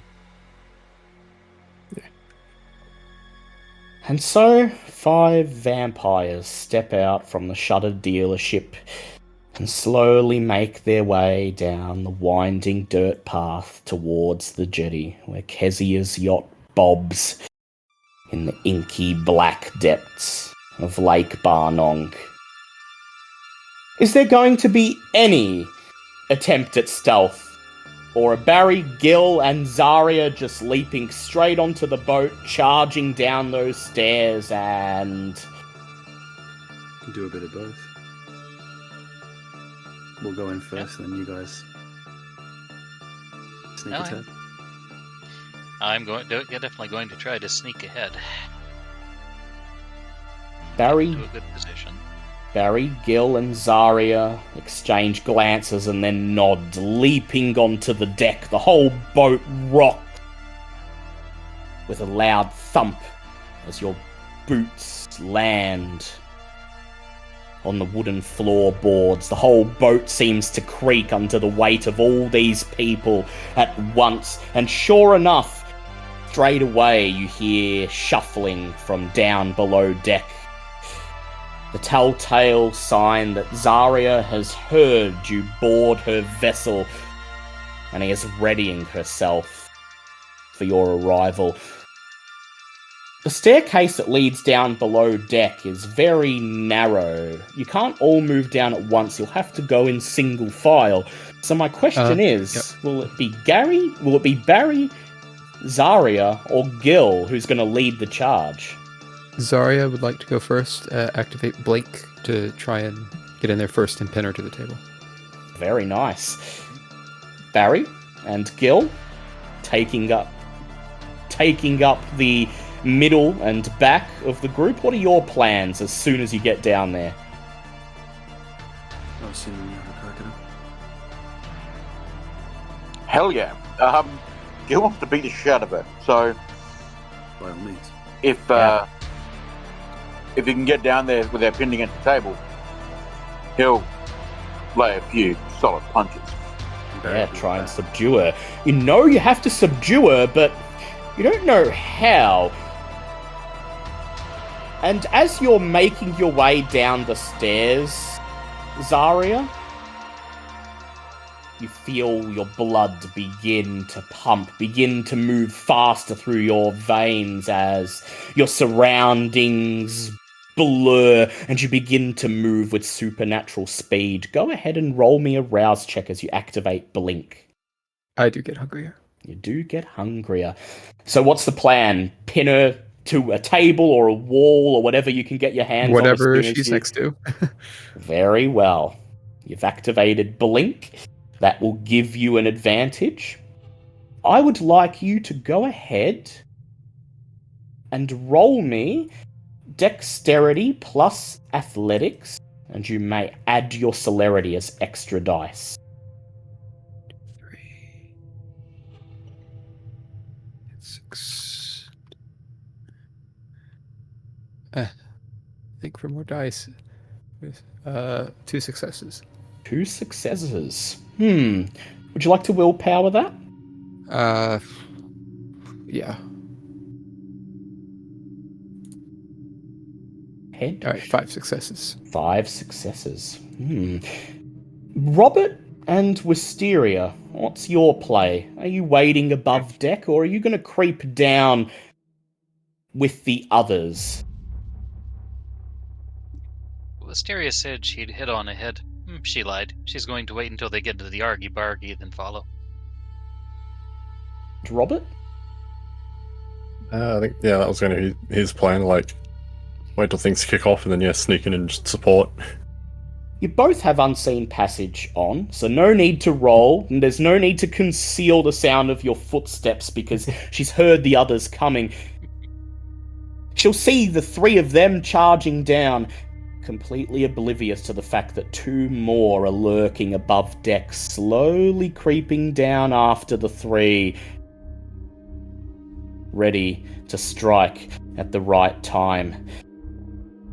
Barry and Gil, ahead of you, Zarya moves with supernatural speed. She seems to clear the entire staircase in a single bound and charges into the orange haze of light emanating from the room below deck.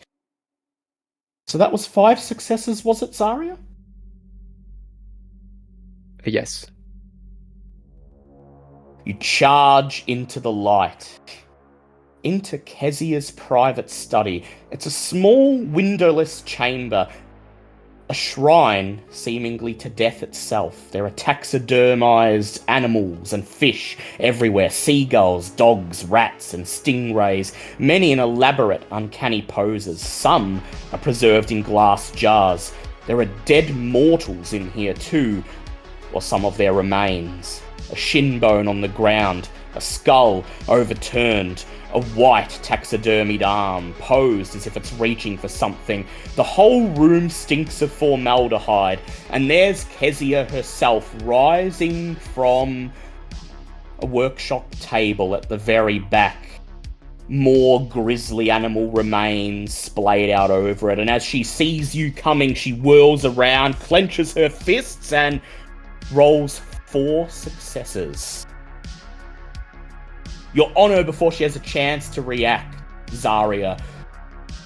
Deliver a swift punch to her to her solar plexus, knocking her off guard, and then you grab her and throw her down onto the table, scattering the viscera to the floor.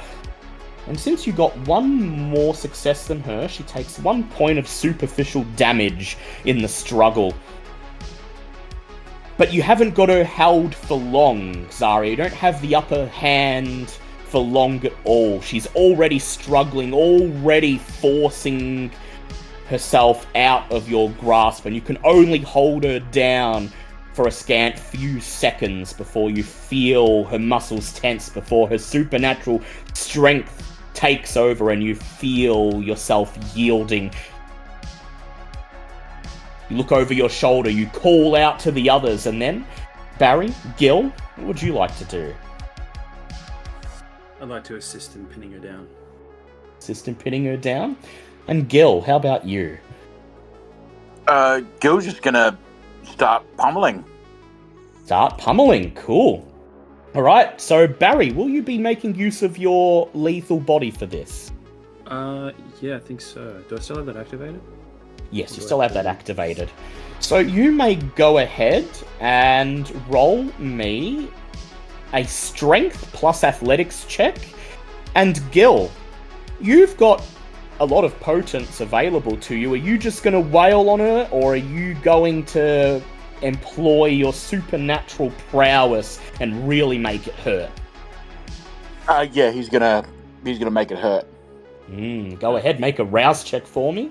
I'll just say I do on my brawl. I do have the grappling. Ah, yes. So make a strength brawl check then, and add an extra dice for your grapple. Cool. Though it should be noted, lethal body only does lethal to mortals. That's correct. Yeah, but it does bypass armor if they're wearing armor. That it does. But I still have the potence. Sorry. I still have the potence. Yes, still have the potence. Sorry, Gil gets hungrier. Gil gets hungrier. Gil, I'd like you to go ahead and make me a strength brawl check, and you may add your potence as extra dice. That's just a 3 from Barry. 3. Alright, we'll see what Gil gets first, and then I'll describe what happened.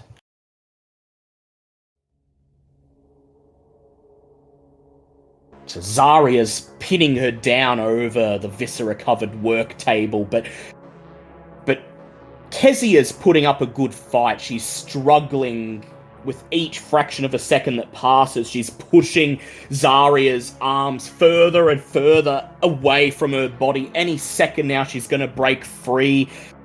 And that's when Gil and Barry close in. And Gil, how do you do? I've got 3, but I'm going to use my willpower to go ahead, re-roll it.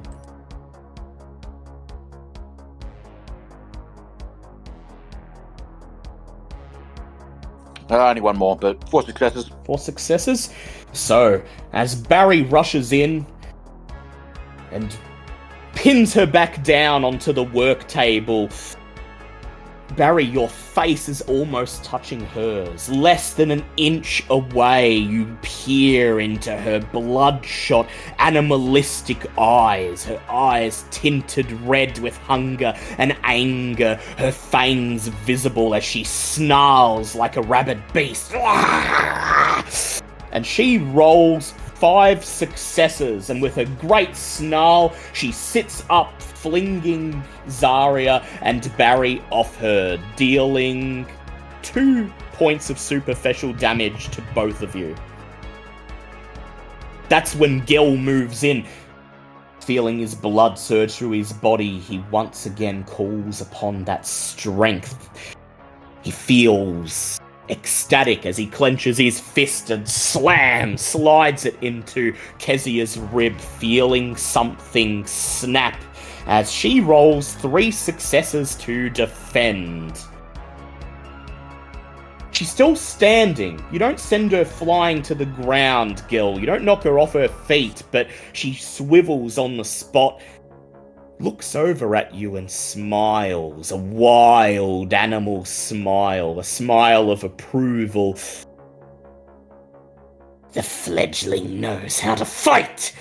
She spits as she takes a single point of superficial damage from you.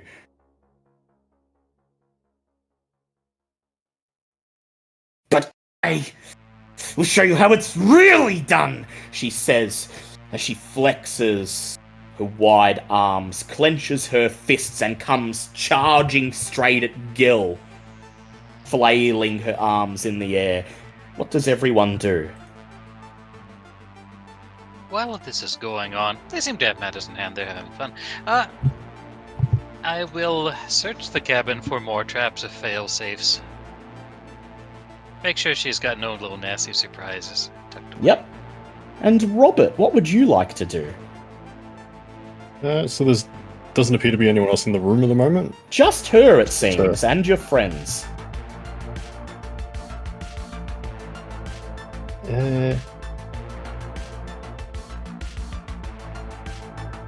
Yeah, I think he's gonna go on the similar idea of like, yeah, they seem to have things handled.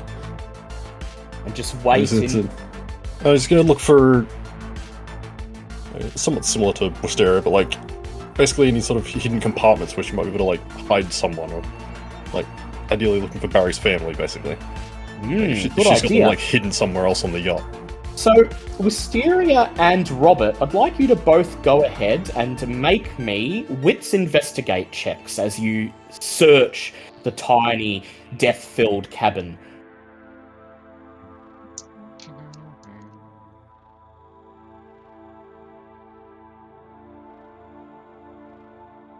Hey, 4 successes. Robert, how about you?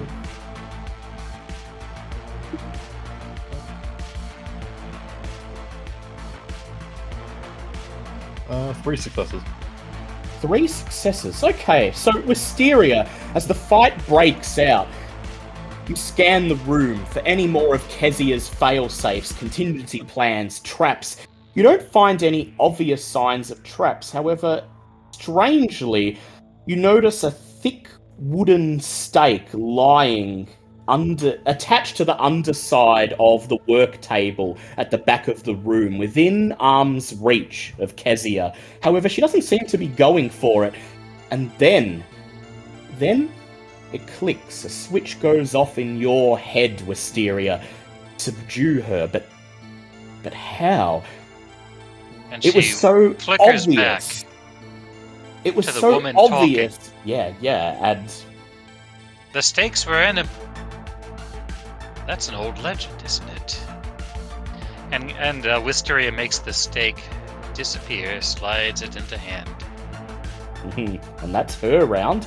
Meanwhile, Robert, you start peering through the jars of formaldehyde and organs and taxidermied animals, trying to find any sort of compartment, any smuggler's compartment, any rooms that branch off from this one.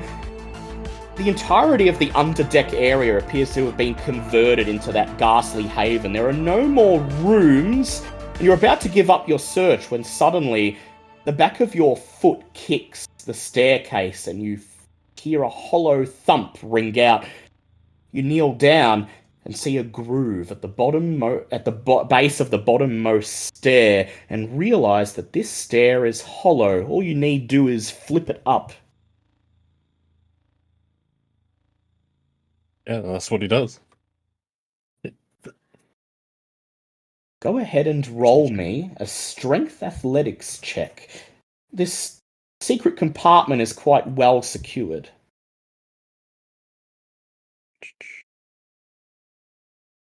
I'll do something.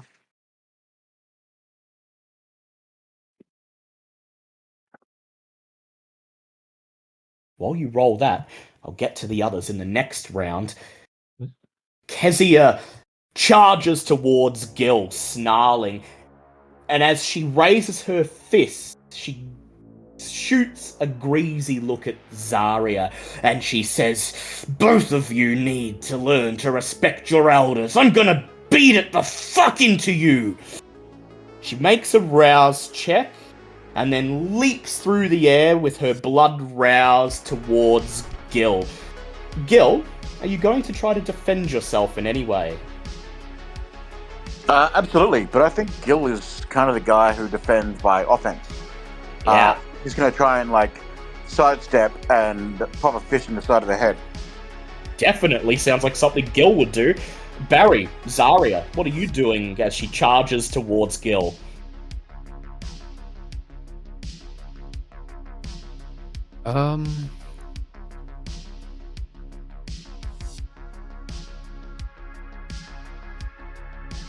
Be possible for me to activate Soaring Leap and use that to close jump the distance? Her.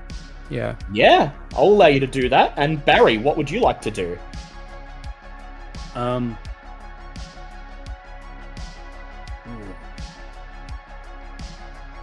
Could I just try and spear tackle? Spear tackle her, yeah. Alright.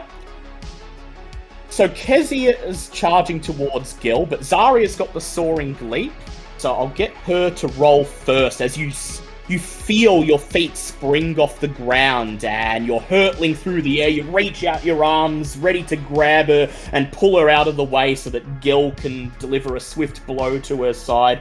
Go ahead, Zarya, and roll me a strength plus brawl check. And you don't have a penalty because you used your Soaring Leap to close the distance. Oh, this is going to be a rough roll for me. Meanwhile, Barry, I'd like you to make a Dex brawl check, but you need to subtract 1 dice from your pool, as you got to charge the old-fashioned way. You got to run, close the gap, and probably won't get to her before Zarya does. Sure. Oh, 1 success. 1 success. How many did you get, Zarya? 2. 2. Is as much as I could hope for, considering I rolled 2.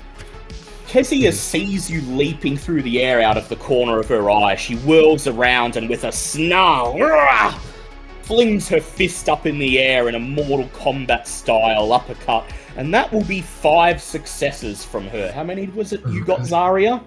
2. 2. You feel her fist collide with your chest. You feel a bone snap. You feel searing pain surging down your spine as she knocks you straight out of the air and you land painfully on the floor, taking 3 points of superficial damage. That's it. That's all of mine. I have no more. You're down to aggravated now.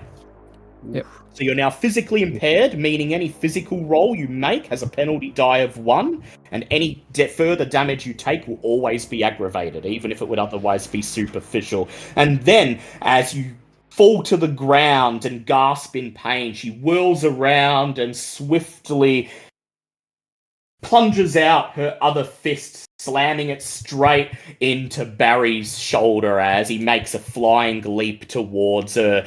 And Barry, you feel your shoulder instantly dislocate as she sends you sprawling to the ground as well. And you take 4 points of superficial damage. Yeah, I'm pretty sure I'm unaggravated as well. However, this leaves her open to Gil. She's no longer charging at Gil.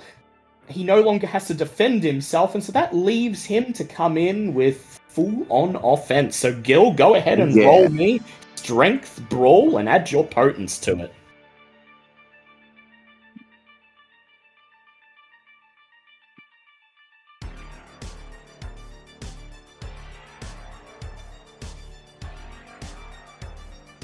That's another 4, but I'm going to reroll the failures again. Yeah, go ahead, spend a willpower.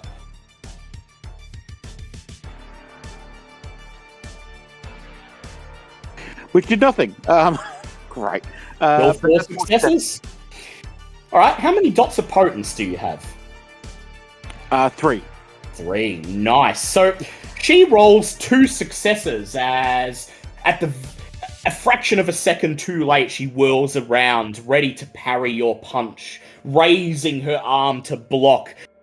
But you pirouette to the right and call upon those finely honed reflexes that have been forged through years of pub brawls and deliver a swift punch to her side. You feel something give and she gasps as she's flung off her feet, landing sprawling on the table, scattering gore and viscera as you deal 4 points of superficial damage to her. and that knocks her down to aggravated as well. She hisses, lying on the table, taking a fraction of a second to recollect herself before springing back up to her feet. And in that time, is there anything anyone else would like to do? Yes. The image of a cobra striking flashes through Wisteria's head for reasons she doesn't know, and she does her best to plant the spike into her chest. We'll be boosting dexterity for this. Before we get to that, however, Robert, how many successes did you get on your strength athletics to open the compartment? It was only the one success. Only the one success, yeah. You're sitting there struggling, trying to open it. You feel something crack, something give, but the step will just not seem to flick up. Would you like to keep at it, or do you want to change your action?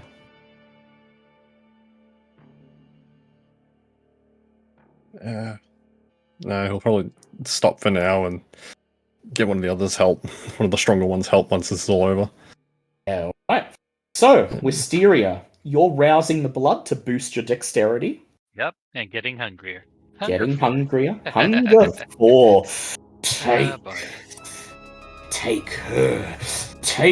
her blood. Reappropriate it. You're more worthy. Busy! He stabs, spitting venom in your head, and go ahead, make me a strength melee check, but you may add your obfuscator's bonus dice, as you are invisible and are catching her by surprise. May I substitute dexterity instead? Yeah, sure. Alright, thank you. Just trying to get it in the right place, and as she leans up, she's doing most of the work for me. It's more a matter of hanging on, and that's 5 successes. 5 successes? I will willpower. Yep. You will willpower, so you can get more. Correction, 6 successes. Hey, yo. 6 successes. So I'm not going to allow Kezia to rouse the blood to boost her chances. She doesn't see you coming. She hears scuffed footsteps on the floorboards, whirls around, raises her fist, but there's nothing. And then before she has a chance to react, the stake is coming down past her fists as she rolls 4 successes. Let's go. How many did you get, Wisteria? 6. 6. So, according to the rulebook, when you're trying to stake someone, you require a margin of at least 2 successes on your roll, which you have. Bares her fangs and hisses, snarling, flailing her fists at thin air as you blink, as you materialize in, sinking the stake into her chest, gritting your teeth, staring back at her, meeting her hatred and anger with your own. You feel the stake going deeper and deeper and deeper, Go to sleep. As Kezia's arms flail, as her knuckles wrap on your shoulders, tearing at your skin as you feel the pain of each blow, one and another and another.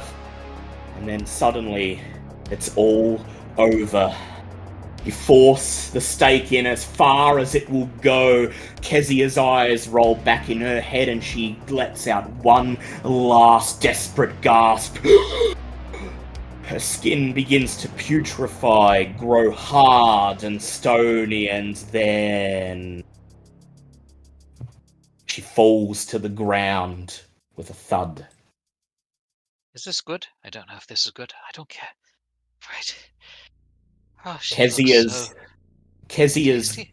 glassy, unseeing eyes stare up at you from the floor, and as you stare back down at them, Wisteria, as you see the blood dripping from her torso, staining her sweatshirt where Gil punched her, you feel the beast rumble, you feel those unmistakable hunger pangs, stronger than you've ever felt them before. And I'd like you, at Hunger 4, to go ahead and roll me a resolve plus composure plus a third of your humanity to resist. Okay. I will also add that I am compelled to return her to the Baron. You are, so you we'll may see. add 3 extra dice, because that was his margin of success when he entranced you. Excellent. So we got a shot now because he ain't the most strong build.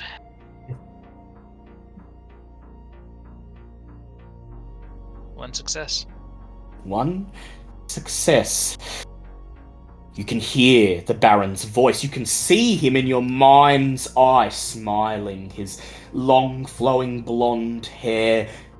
You see him beaming down at you as a proud father would beam down at his daughter. Bring me Kezia, he says, winking, but then he's flushed away. The beast Screw it, willpower. screams. You gonna spend Last willpower? Last willpower. And 1 more success. Best I can do. 1 more success. The beast screams, rattling the bars of the cage you have it in. Take her, you're more worthy. Prove you have the right to rule, take it! And then you see the Baron once more, winking, smiling, throwing a lock of his golden hair over his head as he smiles at you, knowing you will do the right thing. And you can no longer hear the beast. You grit your teeth, expending every ounce of willpower you have to force it back into its cage. And Kezia lies at your feet, stiff, still, unseeing, subdued. Right. Then let's get this bitch to the Baron. Gil will be like, yeah, bitch, and spit on her. Like, Let's oyster. Or rather you try to spit, Gil, but instead what comes out is a drop of blood, and it lands right there on her lip, and somewhere in the depths of her torpor, her consciousness stirs, sensing fresh blood nearby, but she's unable to take it, unable to lick it off her lip. And you hope she can smell it, you hope that she's tortured by the hunger. Finally, in the background, you hear a click as Robert finally manages to open the compartment. He slides the step open, and inside, attached to a hook, is a state-of-the-art, brand new harpoon gun. Loaded with a single long, sharp spike. A bit too late to be put to use now, but you look down at it, Robert, it's worth at least a couple $100. And if you're going to be fighting vampires at any point in the future, this could be far more useful than a gun.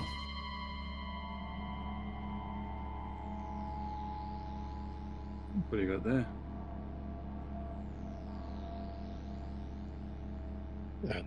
Seems to be some sort of modified harpoon gun.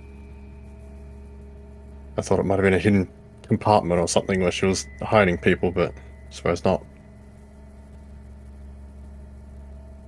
You peer down. Go ahead, Barry. Who are you looking for? Seeing if she had your family hidden here or something. Right. Just put my hand on Robert's shoulder and just say, thank you. They're safe now. Peer down at the pathetic form of Kezia. Now that she's no longer fighting, now that she's staked, now that she's torpid, she barely looks like a threat at all. Little more than a young girl, maybe 17, 18. She's probably caught in the wrong place at the wrong time, probably embraced in the same violence she inflicted upon you. Nathaniel Black's words echo in your mind. Very few choose this. The only That's question... no reason to continue the cycle of abuse, now is it? Indeed. The only question remaining now being, what is her fate to be? Well, obviously we need to get her back to the Baron then. Unless anyone would like to take that fat pig's offer. No, but I do have an idea. I'm listening. We could take it to Nathaniel Black. Or pretend to, at least. We get in vicinity of Nathaniel Black. We got 2 people of interest.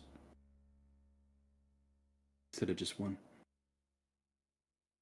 Oh, you lot were the ones going one-on-one with the hay baler, so how do you feel about a second go-round this night? Because he's older and I don't know what he can bring to bear. I think one fight tonight's enough. It's a good idea, but I just don't know if we have it in us, so... What? I mean, I'm just hoping we get another chance. Oh? Another chance when he's close to us, in our reach. You remember what he said on the phone, that there are others sympathetic to his cause, others in the city who, just like Kezia, are waiting for their orders. Sleeper cells waiting to be activated when the time comes. It appears that the Cam have plans for Buckley, and you suspect that even if you don't throw in with them now, you'll almost certainly have plenty of chances to cross paths with them in the Barry. nights to come. I meant every word of what I said. You don't eat a pig like that all at once. No. You're right. I'll take my time. Thank you, Wisteria. Thank you, everyone. Yep. It's seriously weird to say, but it's been an honor. Everyone did their part. Robert, I had no idea you could talk to animals. We'll have to discuss. Neither did I until a little while ago. And Zarya, you move like a bolt of lightning.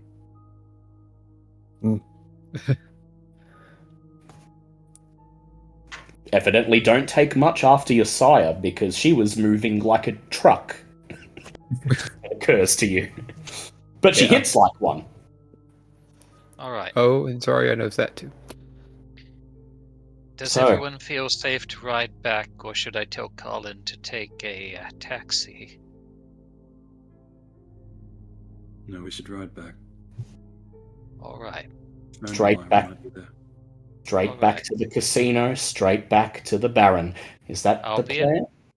I'll be in back. Do not let me go to the front of the car. Somebody else take shotgun. Okay.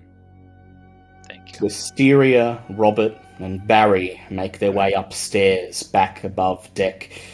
Gil and Zarya, you're left alone for the moment with your sire. She who inflicted this trauma upon you. She who made you the monsters you are.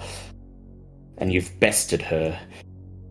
Do you have anything you'd like to say to her as you scoop her stiff, lifeless body up off the floor and prepare to bring her to meet her fate?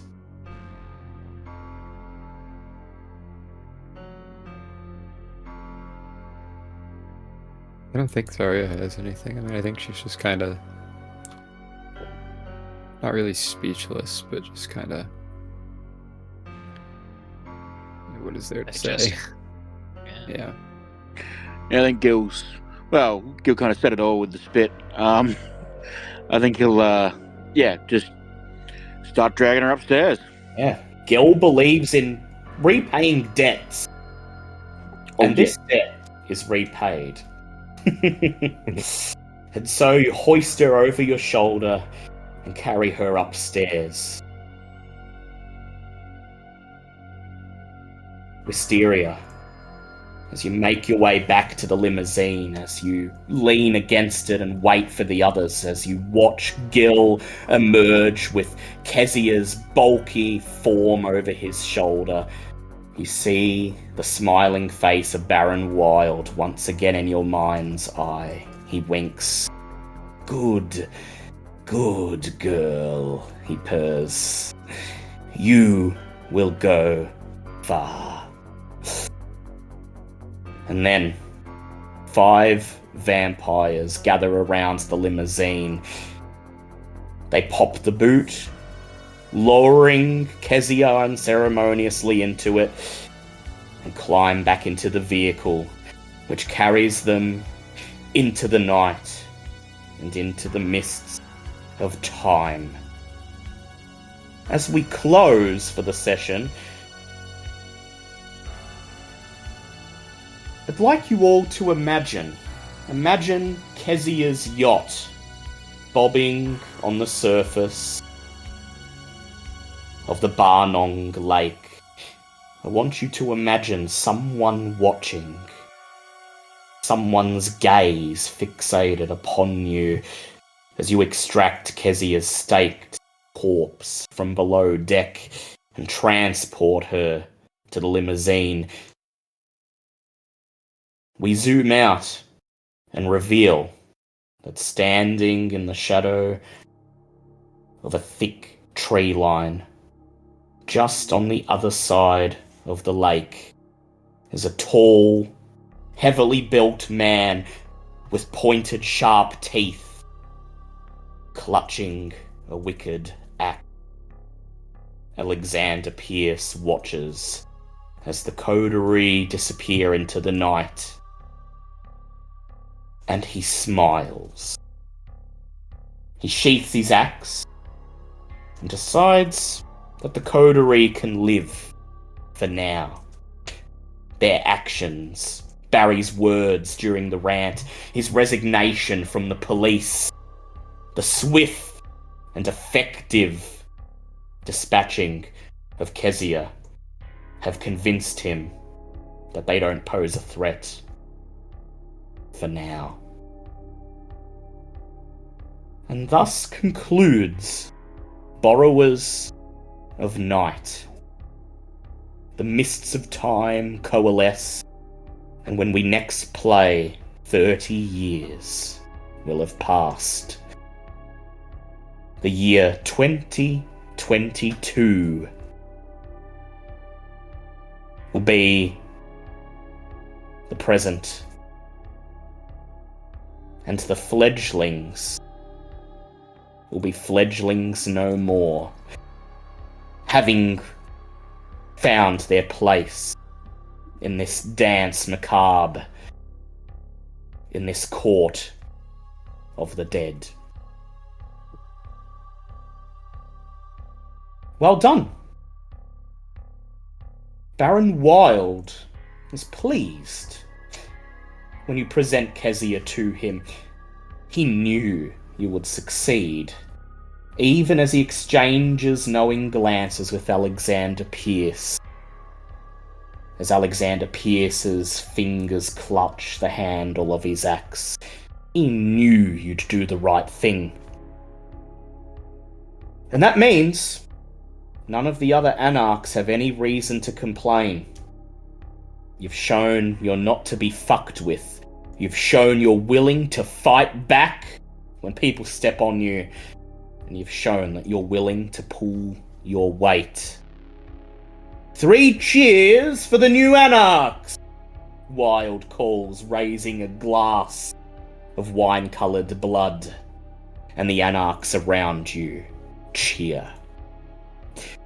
You each receive 15 experience points to cover the 30-year time gap, plus an additional 3 experience points for your capture of Kezia, leaving you with 18 altogether.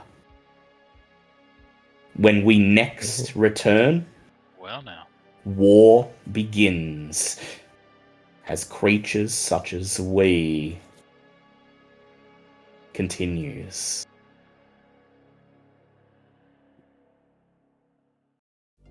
Creatures Such as We is a Vampire the Masquerade 5th edition actual play podcast presented by DM Fiat. Creatures Such as We is based on a sourcebook by Brian Holland, available at the Storyteller's Vault. Vampire the Masquerade rules are developed by Onyx Path Publishing and Paradox Interactive and published by Renegade Studios. Portions of the materials are the copyrights and trademarks of Paradox Interactive AB and are used with permission. All rights are reserved. For more information, please visit worldofdarkness.com. The music used in this podcast is composed by Kevin MacLeod, Whitebat Audio, and Ivan Duke, and is used with permission.